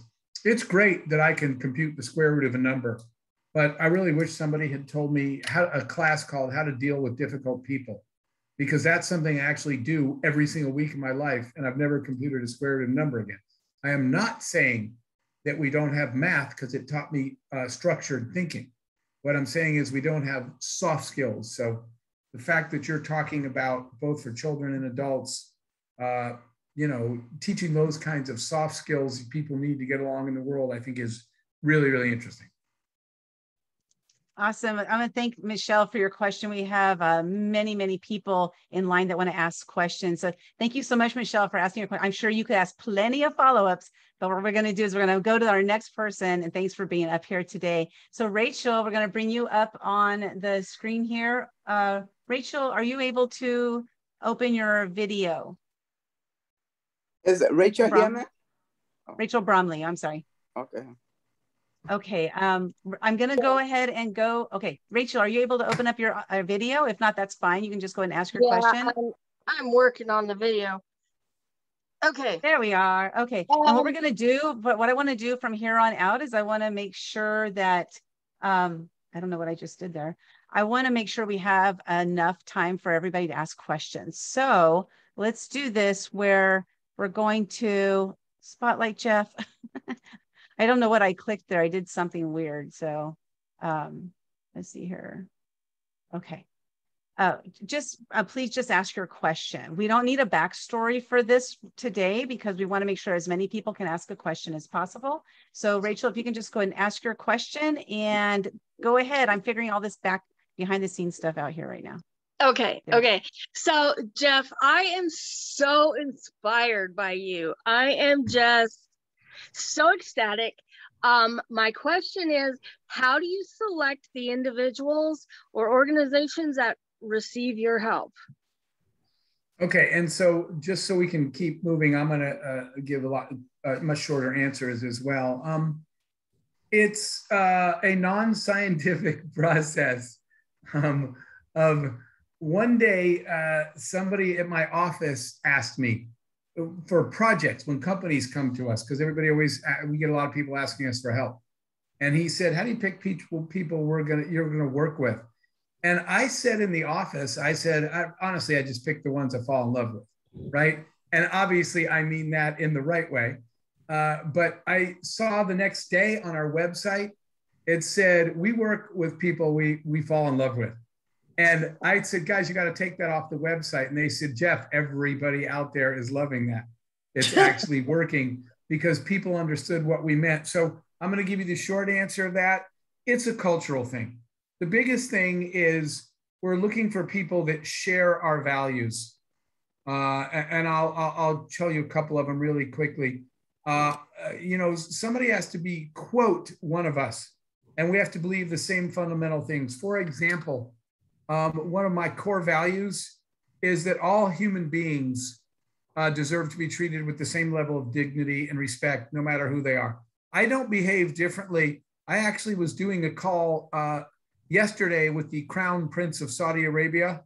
I don't treat him differently than I treat that orphan kid in Uganda. And if people can't see that, they're not one of us. That is a core value for us. Another core value is that we is greater than I. You never put yourself in front of the greater good. It's never about me or we or any one of us, excuse me. It's always the we. What's best for everybody overall? And we tend to listen that way. So there's a set of core values. Humanity first is one. We choose people over profits always. And that, in fact, I don't mean to be crass saying this, that didn't make me go broke like people told me. It actually helped us get rich. People said, people over profits, you'll go broke. And actually, we're the ones with the multi-billion-dollar companies. So I guess it turns out that treating people really well is right, not wrong. But that's not what people told me. I just didn't listen. Anyway, that's the answer. We're very focused on a set of values of who you are, what you care about. And we like to believe that if we help make you successful too, would you use your success as a platform to bring other people forward? Thank you for asking that. Fantastic. That was a great question, Rachel. And thank you, Jeff. Great answer, of course. I love that. So next up, we're going to keep moving on. We got Sarah Routman. You want to go ahead and unmute yourself and ask your question, Sarah. Hi, Jeff. And I'm going to mirror what Rachel said in the sense that it was so inspiring to listen to your story. I'm always interested to hear the really personal backstory. Linda asked you about your home life and who you were before, but I want to know today, when you are meeting someone that doesn't know your resume, what are the questions you ask them? And what are the things you say to people about yourself that have nothing to do with your resume? And sort of connected with that, when you have spare time, when you're not busy working, although I suspect that for you, a lot of what you do mirrors your work and that it's all mixed up together. But what do you love in your spare time? Who are you then? Who are the people that fuel you when you need to be inspired? And what role does laughter play in your life? Sure. So the first part of that, I have a question that actually, what's the first thing I always say to people when I meet them? I don't ever tell them. I don't care whether they know my background, my resume, or anything. I always ask people to tell me their story. Not today, your story. Your story is not, well, I work for such and such company in this position. That's what people usually answer. And I say, no, tell me your story. Who are you and where did you come from and how did you get to here? And there is a thing that is the first question I ask when we hire people to bring them on the team, which is I ask people to tell me one thing. Just tell me one thing you want to get done with your life that will make your life epic when you look back on it one day. And I know that Linda knows this story, that the first person I ever asked that to was a young engineer named Chris. And he said, oh, that's easy. He said, one day in my life, I want to buy my mom a house in Florida, fully paid off, where she can live the rest of her life in comfort and sunshine as a thank you for all the sacrifices she made to be my mom. And I said, dude, you're hired. And he said, Jeff, you didn't even interview me. And I said, oh, yes, I did. That is what I hired that young man when he told me that. So that's the question I ask people. It gives me a good sense of what is one thing that would be really important for you to do in your life that you'll look back and say, man, I used my life, my time well. That was like the story I told you in West Africa. He said, I just want the 20 families that I'm growing up with to have a home, a place to live. So anyway, I'll answer your last one. By the way, the laughter piece is huge for me. When I first became a CEO, because I had had this corporate job where our boss one day, we were laughing at something and he came down the hall and said, I don't pay you guys to screw around. And I said, wait, why do you think we're screwing around? He said, because you were laughing. And I said, what if we actually like what we're doing? And he said, I don't pay you to screw around. You shouldn't be laughing at work. That was my one corporate job. So when I became a CEO, I put a sign on my door in giant letters as well. It said, it is okay to have fun here. I used to tell people that if you look at the sideline, a friend of mine, you may not be baseball fans, but Derek Jeter is a friend of mine. He played for the Yankees. If you look in the Yankee ball dugout, when they're the best team, when the time they're the best team in baseball, guess where all the laughter and practical jokes and they're throwing stuff at each other? The winners, right, have an energy. They're fun, they're laughing. The people that have that negative energy, winning is fun. You should be having a good time, and life is way too short not to. So sense of humor is a huge thing in our company. I'll tell you a really fast story. I made a comment one day. I was on TV and I was getting annoyed at the sort of inane questions, honestly, of the reporter.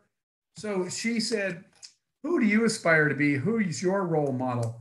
And I said Fred Flintstone, but I said it with a straight face because I was just thought the questions were getting ridiculous. And I said it on TV and she thought I was serious. I didn't crack a smile. And she said, well, we've certainly never had that answer for. What is it you admire about Fred Flintstone? You're aware he's a fictional character, correct? And I was like, is he? So I got back to the office, and in my office was a pair of Fred Flintstone boxer shorts and a t-shirt that my employees went out and bought. So I was doing a company staff meeting, all hands on deck. And during a time when things were going bad and tension was too high. And I had just come from another media thing, so I was dressed in a suit and tie and shoes. So as I was talking to my entire company, I all of a sudden, without breaking stride, while I was giving the monthly talk, I kicked my shoes off. Then I took my tie off. Then I took my coat off. And you could see my employees' faces getting increasingly more concerned. Then I started unbuttoning my shirt in the middle of a company meeting. And I took it off and I was wearing a Fred Flintstone t-shirt. And then you can already guess I finished it. In front of all my employees in the middle of the meeting, I just took my pants off. And I stood there they're long, they're like shorts you would wear outside, right? It wasn't anything inappropriate. But I was standing there with a pile of clothes at my feet, the CEO of the company, without ever breaking my sentence. And I was standing in Flintstone underwear and a t-shirt, and I finished the meeting. And the employees talked about things, and that was when things were going bad. And it just, the sense of humor just put a perspective on it. The world's not ending, guys. Things are bad right now, but there's no reason we can't still laugh. So I am really glad that you focus on that. The last piece of your question, what do I do with my downtime? There's two things, sports and kids. And if any of you look at my social media, you'll see that a couple of weeks ago, I managed to cleverly combine both.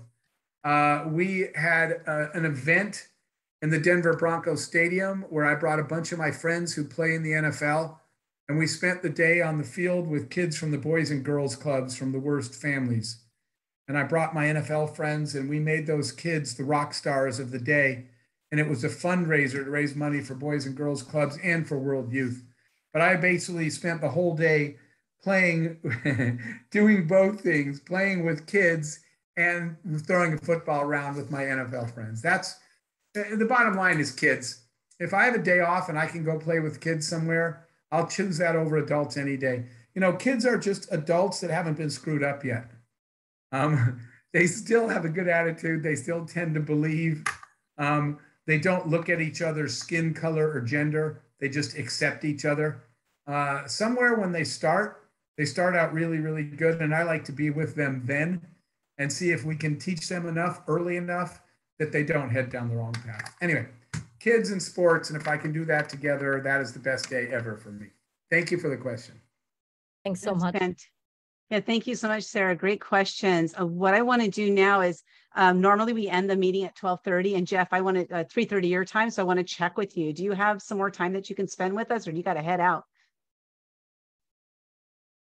I have 10 more minutes. 10 minutes. I got to go. I got to be in a car. They're picking me up at 3:45 my time, and it's 3:34. So we can do about 10 more minutes. Okay, thank you so much for like cutting it close like that for us. Kim, you're up. Kim Glass, you want to go ahead and share with us? I'm going to see if I can do this right. Add spotlight. There we go. I did it right.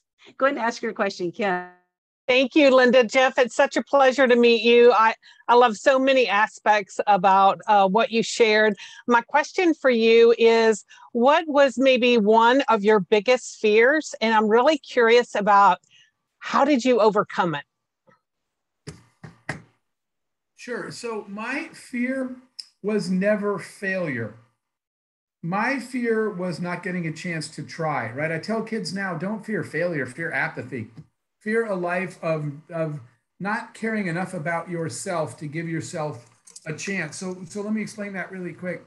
My life's goal growing up in that little town, for those of you who've heard me speak, you've heard this, but in 6th or 7th grade, one of my book reports was Mark Twain. And I opened the book up and Mark Twain had a quote in the inside of the cover that says, "Travel is the fatal enemy of prejudice." And I was like up all night telling my mom, I just know that sentence, that quote is supposed to change my life. And I realized that for me to ever become the man I was hoping to be someday, I needed to get out of my little town where everybody looked exactly like me. And I needed to go see the world. And so I made a goal that for me to become the human being I want to be one day, I need to, before I die, across my life, visit 50 families in their homes in 50 cultures in 50 countries. And I wrote that as my life's goal. So my fear was that from where I started, there was no path. I even told my friends, they all laughed at me, dude, go get a job. No one's going to pay you to fly around the world. You're broke and your mom's broke. You're never going to fly to 50 countries. And that was my fear. What if they're right? What if I never get a chance to lead the life that I just know in my heart I'm supposed to lead? And then the discovery for all of us is realizing that no one is going to ever give you what you want. It's all on you. No one is going to suddenly appear out of the sky and pay me to fly around the world and meet families. It's on you, which now you're much less surprised that as an entrepreneur, I was part of starting travel companies. If you want to travel, maybe start a travel company. If you want to work with kids, maybe start some kind of business that works with kids. The beauty of entrepreneurship is that you get the opportunity to create the job you wish you had. So today, my thing was to break bread in homes with families in all these countries. And so that's a fun thing. Every country I go to, I've got to meet a family and talk my way into dinner at their house with their kids after school, basically. That was a goal of mine. And I've now been to 98 countries. So anyway, that was my fear, that I would never get a chance to grow into the person I wanted to be because I'd be stuck in a cubicle my whole life, staring out the window, wondering what was happening in the rest of the world. Thank you for the question, Kim. Thank you, Jeff. Awesome. That's great. I love it. We have time for one more question. So let's see. We have next Sandra. I'm going to bring you onto the stage. Sandra, go ahead and ask your question. Thank you, Linda. Hey, Jeff. Thank you so much for being and your energy is amazing. Have you been to Peru? I am in Peru, in the Amazon rainforest. And the question that I have not only love Lima, but I normally go every year down to Peru. And I speak at the university there. So yes. And you can come visit me to the Amazon. One quick thing, one of the young ladies that I work with in my year of yes is a young lady that teaches teenage Peruvian girls how to write code. She's in Lima, and it's called, and her business is absolutely amazing. And I've been working with her for years down in Peru to teach poor Peruvian girls how to write codes so that they can take care of their entire family. Anyway, go ahead. Oh, wow. That is awesome. I also work here with native vulnerable communities and children and supporting them in different ways as possible. And just as a brief, you've been talking about it. You probably already threw us a few golden nuggets on this, but caring economics is about balance. It's flowing wealth to you and make it flow to others, particularly vulnerable groups. And this is integral part of the SDGs of the Sustainability Development Goals of the UN that you probably know about, to save humanity and our planet. So my question is, what would be and you are an example of this in action, what would your phrase or message be for all of us, or every entrepreneur, to awaken each of us and encourage us to take action and be coherent with this global mission? Phrase that again. I want to make sure I understand. What would be a message or a phrase that you would bring out to us right now to entice, to awaken, to encourage entrepreneurs to take action, to be a social, a caring economics entrepreneur, not also bring wealth to you, but also flow it to support the vulnerable community, something that you're amazingly doing already, and proving that it's not about profit, it's about people, planet, and profit. Yeah, you know, I think it's along the lines of what I said earlier to you guys, and I said it, you know, in this education reform thing yesterday, which is about the fact that ideas are great, but ideas are welcome, but execution is worshipped. Everybody's talking about what should be done, and very few people are actually doing it. And so the thing, if I was going to make that short, the thing I usually tell people is start somewhere and do something. They look at the planet. How am I going to save all the rainforest? Then go save a tree. And then tomorrow save 5 trees. And then Monday save 10 trees, but do something. Too many people look at all the world's problems and say, oh, it's so big and I'm just one person, so I'll do nothing. You know, Mother Teresa once said, if you can't feed 100 people, then go feed 1, right? Because if 100 people do that, there's progress. She's a hero of mine for that reason. So I think that's my phrase that I would tell people is go do something. Start somewhere. Thank you. Yes. Awesome. Thank you so much for your question, Sandra. I see we have 3 minutes left, right, Jeff? Yes. 3 minutes. Okay, we have Rachel Hierman. You want to go and come and ask your question? I know Marilyn has a burning question she wants to ask, so I'm hoping that we can get to her. So we got 2 more people. Rachel, go ahead. Oh, thank you so much, Jeff. I really appreciate about, feeding the children first before education, because I was one of those children that was hungry. But I was not an orphan because I wanted to go to school. So I have to leave my village and go to the city. And there's no food in the city. But all the kids that are hungry, they are always not orphan. They are Absolutely. And I know when you are hungry, when you're a kid, you say, oh, let me drink some water. Maybe you drink water, but your stomach can't even accept water when you are hungry. That's how I've been. But I want to help the children, but the children, not all of them are orphan. They still have homes. How do we help the other children, even though they have homes, but they still have the same situation as the orphans? And I don't know what to do. And I've been frustrated. I'm trying to, create jobs for them. But it's difficult in the country where, where there's not even quite a road. So I don't know what to do. And I've been very frustrated. So where do you think I can go to get help? Because I don't know what else to do. And I'm frustrated. I wake up every day frustrated. So I guess it's more specific of help doing what? Oh, you're muted, Rachel. Okay. Oh, in the country, I'm from the country, creating jobs for the people that live there so that they will be able to take care of their families and their children can go to better school and can go to school. But even if they have families, but they don't have the opportunity of earning income or even earning their own food, they can't even go to school. Yes. They have the same problem as orphans. That's a much longer question. But you can send me an email, just jeff@jeffhoffman.com, and I'll connect you to our team, because our team is connected to a lot of resources, but they would have to ask you a bunch more questions to be able to direct you to the right people. So just shoot me an email and we can talk. And you said jeffhoffman.com? Yeah, it's in the chat. Yeah, okay. I put it in the chat there. Awesome, hey, Rachel, great. Where are you from, Rachel? I'm from Liberia, West Africa. Okay. Okay, fantastic. I can do one more, Linda. Kia, you're up, Kia.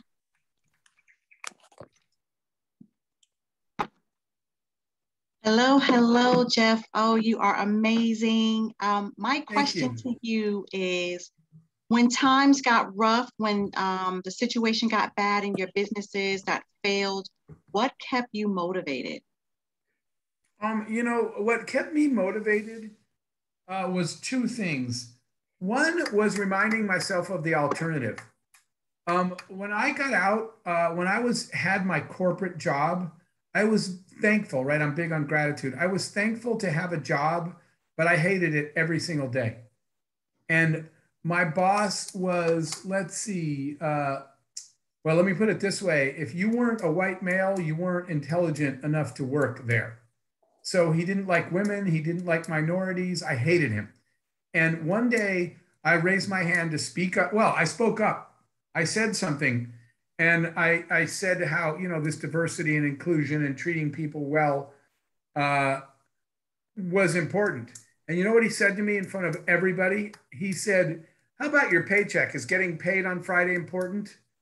And I said, yes, sir. I can't pay my rent without my paycheck. I'm basically broke. And he said, then maybe you should just shut up. And so my teammates were all elbowing me. And they're like, it's nice that you're standing up for women and minorities, but you can't even pay your own rent, dude. So maybe you should just shut up and take the paycheck. So what I did was quit. But what I remembered forever was the way I felt at that moment. And so one of the things that keeps me motivated is I can forever close my eyes and remember how I felt then. And when things are going bad, I would say, okay, if I don't find a way to power through this, to fight through, I'm going to have to theoretically go back there again, right? Even if it wasn't literally there, I might wind up in the same place again. I'm not going backwards. I'm never going back where I'm forced to be treated like that and watch other people being treated like that because I can't eat otherwise. So it was a motivator. I'm going to work as hard as I can, make my own money so no one can ever talk to me that way again. So that motivated me. I still can feel sick in my stomach when I tell the story of that guy's behavior and the way he made me feel that day. And the day one, I started a company. When I started my company, the first thing I told people is there is no gender at this company. There is no race. There is no religion. There is no ethnicity. And in fact, there are all those things. But what they are is they are the things that make you uniquely the human being that you are, that no one else is, that allows you to contribute to our company the way you do. We judge people by their merits, their contribution, how they show up in the world and what they bring. And so it was such an important thing for me to be able to create the company I wish I worked for, that when it wasn't going well, I would think about, man, what if I ever had to go back to some place like that again? That's what got me up every day, is once you taste, you know, the way things should be, it sure is hard to go back to the way things once were. That definitely kept me motivated when I was really down. Wow, guys, thank you so much. Oh, just one quick question. First. Absolutely. Yes or no? Will I see you at Secret Knock? The answer is yes. I told Greg Reed just the other day that I will show up. Okay, don't tell anybody, ladies, because it's supposed to be a secret. Okay, Jeff, yeah, thank you so much. I know you have to be a secret. Yeah. Last time he introduced me as a surprise secret guest and didn't tell people I was coming, and I was like a surprise guest. So I don't know if I'm supposed to say that or not, but that's what he did last time. That's okay. I asked, you answered, and so we know it now. Okay, Jeff, thank you so much for being here, and thanks for giving us that extra time you did. Just really appreciate it. I'll see you in September at Secret Knock. I know that Dolores will see you there as well. Thank you so much. Have a great day, and ladies, stick around. Thank you, Jeff. Thank you, Jeff. Thank you. Thank you. Send you love from Peru. Bye-bye. So much. Bye-bye. Thank you. Bye. Thank you, Jeff. Fantastic. Oh man, was that great or what? So if everybody can go and lower their hand, or if you want to keep your hand up, if you have any questions or there are any other topics that you wanted to talk about what Jeff just shared. Normally I end the event at 12:30, but I'm going to go ahead and stick here. I have a book signing I'm supposed to be at by 2, and I'll just make sure I get over there by then. Anybody have any questions or anything? I see I still have Marilyn. Did you have your hand up? You want, and Renee has her hand up. Marilyn, do you have something you wanted to chat about or about the conversation or a question? Yeah, go ahead. Just to put this out there, I wish I had time to really, but I'll email him. But we're just coming to the realization that our nonverbal twins aren't suffering from like twin language or something like that, that they're autistic. And the quote, intelligence is spread evenly across the world. Like I came from the Philippines, I was that toothless, digging in the trash person. And here I am in the United States with lots of opportunity, but just to get turned around now to thinking that there's also these other things, not just the opportunity and the race and the sexuality that we have, whatever. There's people who, what if they can't contribute like normal and they have, neural, disabilities, etc. So anyway, I'm just waking up to a lot of things right now. And he would mention a lot about, if you're contributing, you have a place. But then I think about my twins as they grow up and like how that might be in the world. So as you all are being unreasonable out there, I just wanted to impart that please think about my kids who have to be unreasonable, and they're going to have to find their way, even when I'm not on this planet. And I just don't know how that all will shape up in the future. So I just had to put that out there.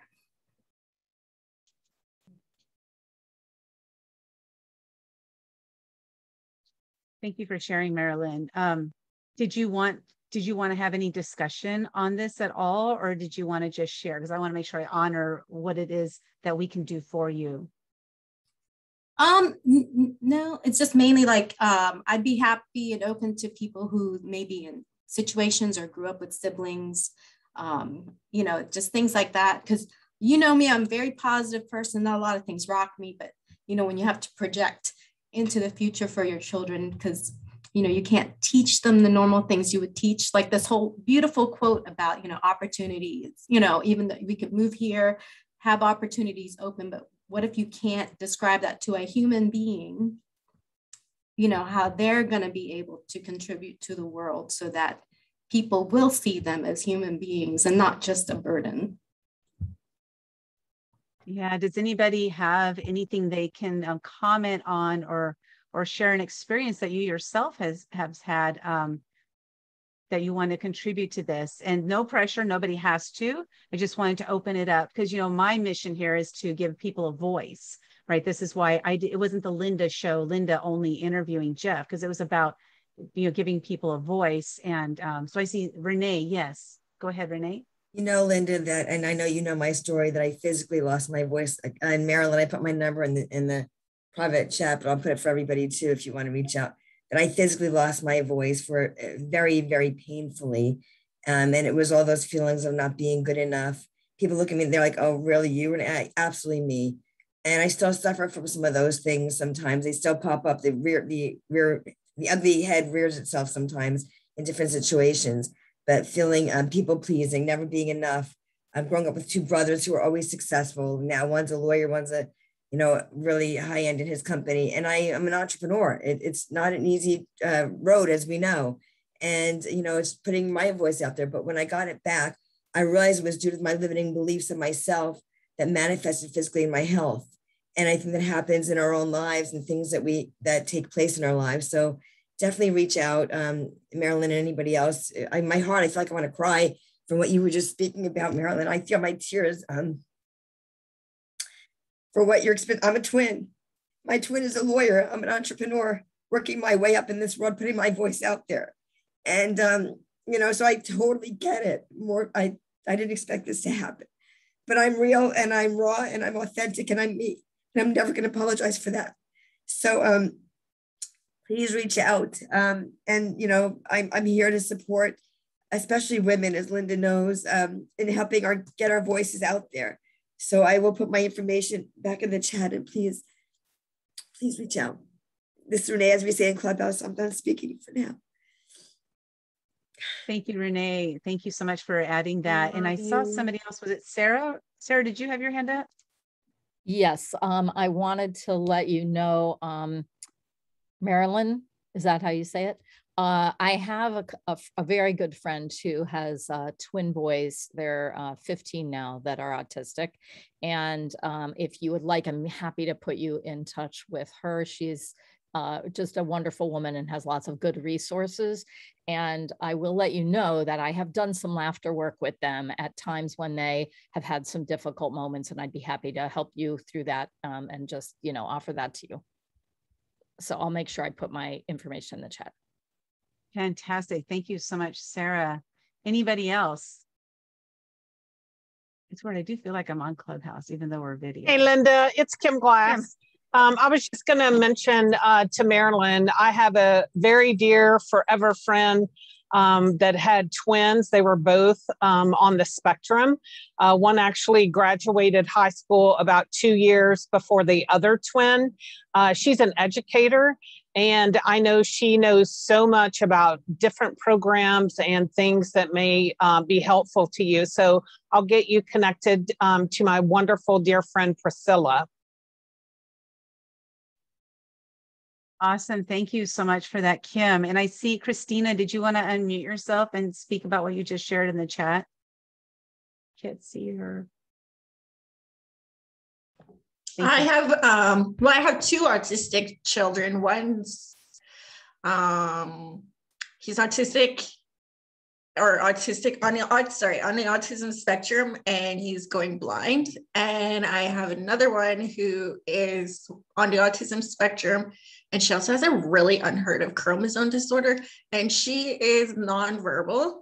And I just want to say, don't put limits on yourself or your children. For both my kids, there's always doctors, there's always people or family. They're not going to be able to do this. They're not going to be, just shut them out. You just need to tune in to what your kid's learning style is. We had to do, we used the Prologue program on the iPad. We've done like rewards with treats for pushing the right buttons. We're now finally being able to like hold a pen. Like she couldn't hold a pen 5-10 years ago. She's like tracing letters, learning to spell. It took like decades to get where we're at, but just you'll find something that will work. Don't let anybody tell you that your child can't learn or they can't. You just got to keep finding a different method.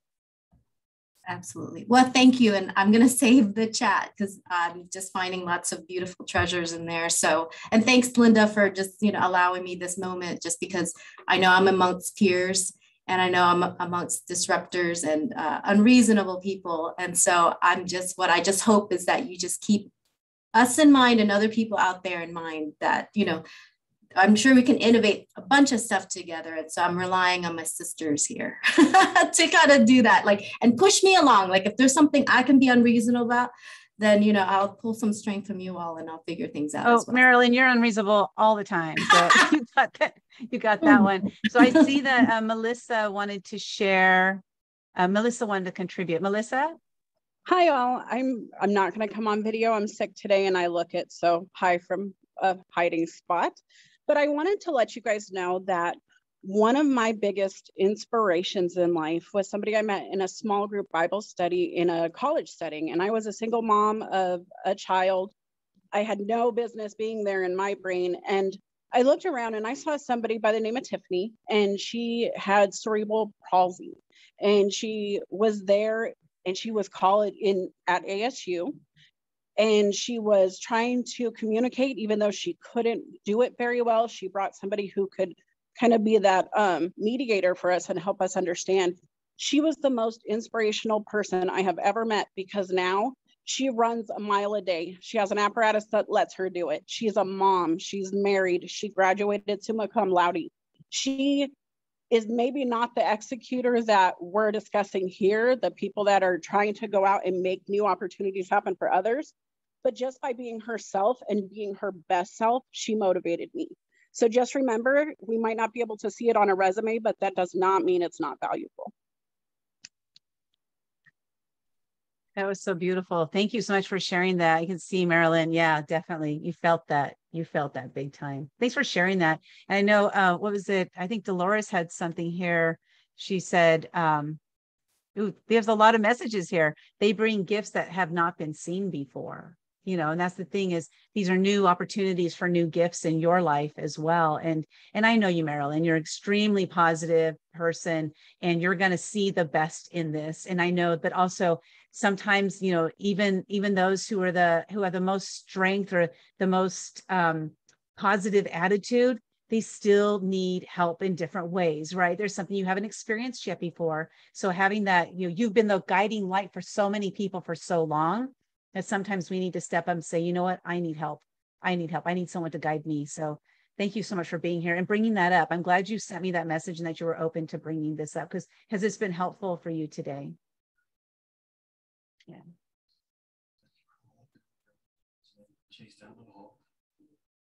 I feel like you're getting ready to unmute, but maybe I'm wrong. That's the look you always have on your face. No, just saying thank you. I was swallowing first. Okay, but just, yeah. Thank you. Awesome. Well, thank you for bringing the question. I truly appreciate you. Everybody here, you know, thank you for participating and contributing to for Marilyn. Marilyn, you did the ask. Exactly what Jeff said, right? You got to ask. So next I want to do is I want to take it to, or does anybody else have anything else they'd like to say regarding Marilyn's question before I move on to Lena? Lena? Is yours related to Marilyn? Yeah, it's okay, like cool. First part, yes, and then maybe it's gonna be transition, because first of all, I command you to say that and being vulnerable and speak your heart in that moment when you felt the nudge to say that, because it's bring different perspective. And yes, you got help. And then right away start thinking that your children still have plan and purpose in this life. I know sometimes it's hard to see, especially when you're too close to it. And I have a friend, she's here in Canada, but she's amazing. And she have a girl twins now. They are teenagers as well, and they're nonverbal, and they have end successes and progress. And I actually just friend you, so I'm gonna connect you with this girl as well. But the next part, I wanna say, Linda, thank you. Oh my goodness, you always deliver. Honestly, this is the most amazing event that I show up, because I get so much value. And bringing this gentleman, oh my goodness, it's so inspiring. See how down to earth, how humble he is. If you don't know that he has like billions of dollars, like he's just normal human being, amazing man with amazing passion, with amazing like use of his life and this time on earth. And they like how like I was just blown away. I'm so privileged to be part of it. I wanted to see and hear what he's saying. And you know what? He's so humble. He said, I like to create this impact. He creating amazing impact. And that's what the humility is, you know. He could be like prideful and selfish. And that what really attracted me when you post like kind of introduction post when I read the email. And you said so many people paint the picture of billionaires as a self-serving and greedy. You see, I've met many multimillionaires and billionaires, and I haven't seen that at all. I've seen incredible people who are making a positive impact on the planet, who happen to be wealthy beyond imagination. And I do believe God blessed people who love people. You know, that's why he's so thriving. But I'm so overwhelmed. I'm so grateful for you to actually go and make that ask and bring this person to us to inspire us, because look how many amazing things gonna happen from it. Thank you so much. Yeah, thank you for that, Lena. And it's interesting because as you were saying, you know, what I posted, I was like, did she memorize? And I think you were reading it. Did you memorize that? Because it sounded verbatim. You're reading it. Okay, cool. And it's true. And, you know, I mentioned, you know, if anybody's interested in finding out what event I was talking about, Secret Knock, That's September 21st through 23rd here in San Diego. Jeff Hoffman is going to be one of the speakers. We're not, I don't know any of the speakers because the speakers' names aren't given out ahead of time, except maybe like a week or two ahead of time, but just to those who registered for the event. So if you want to find out more about that and find out how you can meet Jeff Hoffman in person, because if he's going to be at that event, you have this opportunity to actually sit down with him during lunch, during dinner, during breakfast, during breaks. You have these opportunities to sit down with him. If you're interested in finding out, you can just hashtag secret knock there, and I will reach out to you about it. It's an absolutely incredible event. I can get you a discount. I got a little bit of a discount for my authors. I just won't tell them that you're not one of the authors, if you're not in one of the books. But it's an incredible event. I see you exactly. Secret knock. This Jeff is just one person that is going to be, because as Alina, read that post that I posted on Facebook, when I was still able to post on Facebook, because I've been banned until Monday. But when I did that post, that's what Secret Knock is filled with. Those are the kind of people. And that's who I surround myself with. That's my circle of influence that I have at my hand. That's why I'm able to bring some of these people here, because I'm in their circle. So Secret Knock is being held in San Diego. It's September 21st through 23rd. Lena, I'm not sure if, the borders are going to be open by then, because you're in Canada. So, who knows what's going to happen, but I will reach out to every single one of you individually. We'll talk about Secret Knock, and I'll tell you all about the event, answer all of your questions, because I used to be the organizer of the event. So I know every detail except who the speakers are going to be. They don't tell me that now. But with that said, I know that Rebecca, you wanted to pour into Marilyn. She's still here. You're still here. Rebecca, you want to go and unmute yourself and pour into Marilyn. Where's my Marilyn? Where is she? Oh, there you are. Hi. So this is what I just wanted to say, what I noticed. One of the things that I share with people when I say happiness is a practice skill, it really is. And so what I noticed about you, you're a lot in the future, talking about the future. And talking about the future, it just, especially if it's worry, just be conscious of just staying in the present moment and trust. And when you practice trusting, you're let go of all of that. And then just the being okay with uncertainty, and know that you are being served, and same with the children too. So I just wanted to share that. That's it. Thank you. And sending you love, sending you a lot of love, and a hug too, just for you.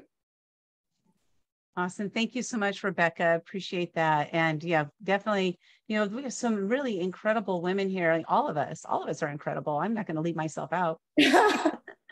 We're all absolutely incredible women. We have so much to offer. And, we do need to share our voice in order for others to know what we're going through.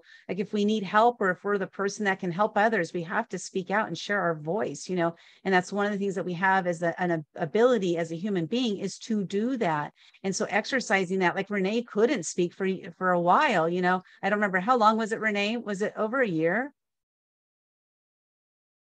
You're muted, so now we can't hear you, but I know you're speaking. Okay, yes, there we go. Yeah, it was 4 months that I was quarantined before quarantining became a thing. And 2013 is when it took place. While I was working in corporate America, running around taking care of everybody but me, the girl in the mirror. I cared every bit about everybody else being okay except for me. And then it took close to 1 year for me to fully regain the use of my voice. Now as Linda knows, so she endorsed my book. So thank you, Linda. I have a #1 best-selling book on Amazon, and it's Finding Your Voice. The reason I did that is because the name of it is to, it says unlock your chains and unleash your greatness. The chains, as I'm sure each one of you can attest to, is our own chains that we're bound up in. Yet it's also those shackles, yet it's also our greatness, as Linda is unleashing and within all of us, our own voice, and within herself, the year of fears. And when she wrote her book, and I contacted her after, I said, Linda, how'd you write your book without contacting me? And you wrote your book about me. It was unbelievable. I felt like she wrote this book about me without my permission, because I related so much to her. I feel like we're doppelgangers, and she knows that. And I birthed my book February 3rd of 2020. And it's really, it's about unleashing our own voice and unlocking our own chains. So, if you're interested in connecting, I'd love to share my voice with you and my own experience. It's not about being better than anybody else. None of us are. but it's about locking arms and sharing our experiences and trying to help support each other along our own journeys. We've each done different things that can maybe support each other. I'm all about, collaboration versus competition, and, especially amongst women, to share our voices and not giving a hand out, but giving a hand to lift another one up. So I'm so proud to be here. I'm so proud to have you as a good friend, Linda. And thank you for sharing this platform and allowing us to share our voices on your platform. Thank you so much. You know what's interesting about that is, as I've been going through this entrepreneurial journey myself, which started just a little over 6 years ago, I thought that I needed to be able to have the answers to everything. And I say that because, I host this event. And I remember when I first started doing it, which was about 3 years ago, is when I started this particular event, the Women Action Takers event. And I felt like I needed to know the answers to everything. And as I go on, I realized that it's not about that, because that's about me sharing my voice and me having all the answers. Really, my purpose for being here is to encourage, motivate, and inspire women to share their voice. And so that's why oftentimes you'll see me, like, I give the floor to other people.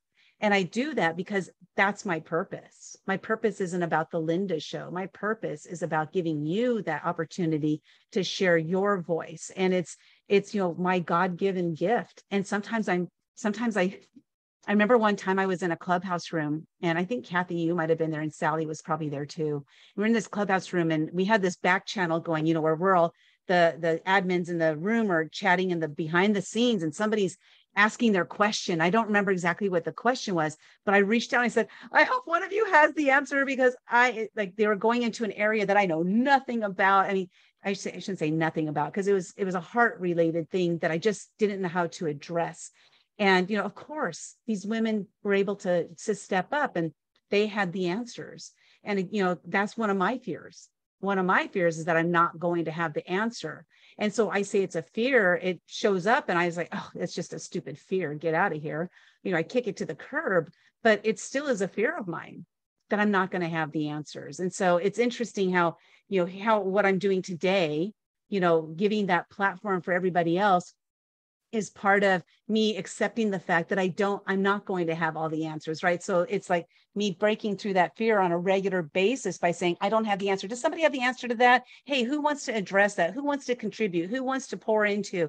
Because that is my way of saying, I don't know the answer, but maybe something that somebody else says will spark something in me that says, okay, I can address it from that perspective. I have my own way of thinking, my own way of saying things. So it's just very interesting to me, the human psyche, the mind, and how we move forward. And I have learned, just like Jeff mentioned, so here's my acronym for ask. A, always assume the answer is yes. S, be the solution to their problem. I'm trying to remember, it's like 3 years ago that I did this. So A is always assume the answer is yes. Just assume that. S is be the solution to their problem. You got to be a solution for them. If you're going to reach out, like someone like Jeff, he wanted to get in front of some women, who are heart-centered women. And when he saw Women Action Takers, that was like, okay, this is a great group to get in front of. Yesterday, when he said, I never got the calendar invite, he could have said, I'm not available. But no, he said, I'll still make it happen. See? And then K is to be known as the solution to their problem. That's when people are going to send people to you. They're going to be, hey, I know this person, you're the one that can help them. So that's my definition of ask. And that really has helped me a lot to just reach out to people. But before you reach out, make sure you know how you are the solution to their problem. How you are the solution to their problem. Oftentimes when we reach out to influencers, they get hundreds and hundreds of emails probably every single day, maybe thousands. When we reach out, what's going to set us apart? You got to look at their heart. So the very first thing I look in my email, the very first thing I said to Jeff is, I saw you speaking about World Youth Horizons. And you said this, and I said that exact quote that I wrote down, because that was an important quote for me to hear, but it was an important quote for him because we heard the story, the genesis of how that quote came about. I heard you say this quote. It really meant a lot to me. And I'm telling the truth, but I'm like, how can I craft my message in a way that when I do ask, that he'll want to listen. Not like, what can you do for me, Jeff? What can you do for me, Jeff? It's not about that. It's about how can I serve you? Yeah, be the solution, become known. Yeah, I know it doesn't really spell ask the way I have it, but you know, you come up with your acronyms and you just make them work, right? So yeah, so amazing. Lena, you have your hand still up. Did you have another thing you wanted to comment or no? Okay, Jen, you have your hand up. Do you want to unmute yourself? Hi, yeah, thank you so much. I apologize, my computer's not fast enough for a lot of zooming. So I just wanted to share, I've heard a lot of people sharing about autism, and I wasn't expecting that topic, but I did want to offer any insight if anyone's interested in the understanding of that and diet and nutrition. My background's in nutrition and wellness, and I've gone through a lot of my own struggles with leaky gut. And I've also had a lot of spiritual work, just been, you know, a regular meditator and inward awareness. I've helped, you know, people with autism. It's not my primary thing, but because it's something that maybe some people may need some more insight on, if you even just want to chat and I can help you out, that's really where I'm coming from, because I care about that topic. And I do have a background, maybe I can help bridge some ideas or bring some ideas. The biggest thing I've learned is that we underestimate our food's effect on our mind and our bodies extremely. It's the one thing that we put in our bodies every single day in mass quantity. And we seem to think that it has nothing to do with our personalities, our thinking, our behavior, our ability to even evolve in a spiritual sense. It's completely overlooked, but it is the one medicine, the one thing that we put in all the time, aside from our mindset, which we're putting in all the time, and our environment we're putting in all the time. But it's a physical thing. We're putting food in, you know, and then, you know, and of course people are trying to medicate, and that's a whole nother story. What do you rather medicate with, food or drugs? You know, I really think it's that easy. But anyway, I just wanted to share and offer.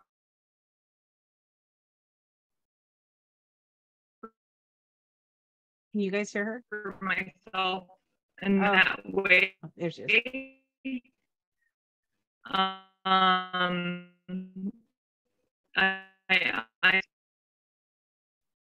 not sure if you can hear me, Jen, but you got the Zoom gremlins are taking over. But yeah, thank you for that. Yeah, food does play a very, very important part in our lives. And sometimes I'm shoving more into my face than other times. Yeah. And that's been happening. Oh, it's not happening now though. I'm doing really well. So I dropped 6 pounds this week. Okay, let's hear it. Yeah, so if you could, Jen, go ahead and put your contact information. Hopefully everybody had a chance to put in the put chat their box my info if anyone's interested to connect. Perfect. Thank you so much. So we're not doing our Clubhouse event. We're not doing our Clubhouse event today because I'm heading out to a book signing. I'm in a best-selling book called The 13 Steps to Riches. And then I've just become, I think, number 9 times best-selling author. I'm so excited. We got this one, The Fearless Entrepreneurs, is actually launching on Monday. And ladies, I don't ask for much. I really don't like to ask a lot of people. And it's like when I do need help, or I don't say need, I don't need help. I would like some help. And what I'm looking to do is so how many of you in this room today, raise your hand, are in one of the 2 books coming out? We have The Fearless Entrepreneurs and we have Invisible No More, Invincible Forevermore. Really great books. We have Fearless Entrepreneurs is launching on this Monday. And then Invincible Forevermore is launching August 30th. I'm going to be sending out an email, which again, I had never done this before because I just don't really like to ask for help to help me to become a best-selling author because it feels a little superficial.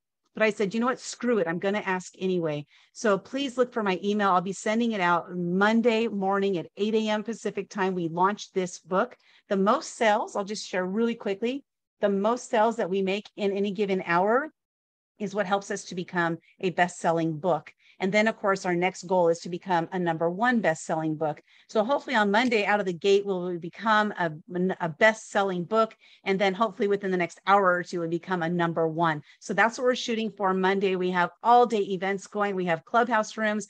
We have live launches. We have different interviews going on all throughout the day, the various authors. This book, there are 28 of us. And we could really use your help to spend 99 cents US, 99 cents US on just download the ebook so you can help us to become a bestseller. If you want to purchase the book, purchase the hard copy, you can also do that as well. You just go to thefearlessentrepreneurs.com, and that's where you'll be able to click to pick which one you want, Kindle or the other purchase. But yeah, Sally's like, oh yeah, buy the book for 99 cents on Monday at 8 a.m. Pacific. Awesome. Thank you so much, Sally.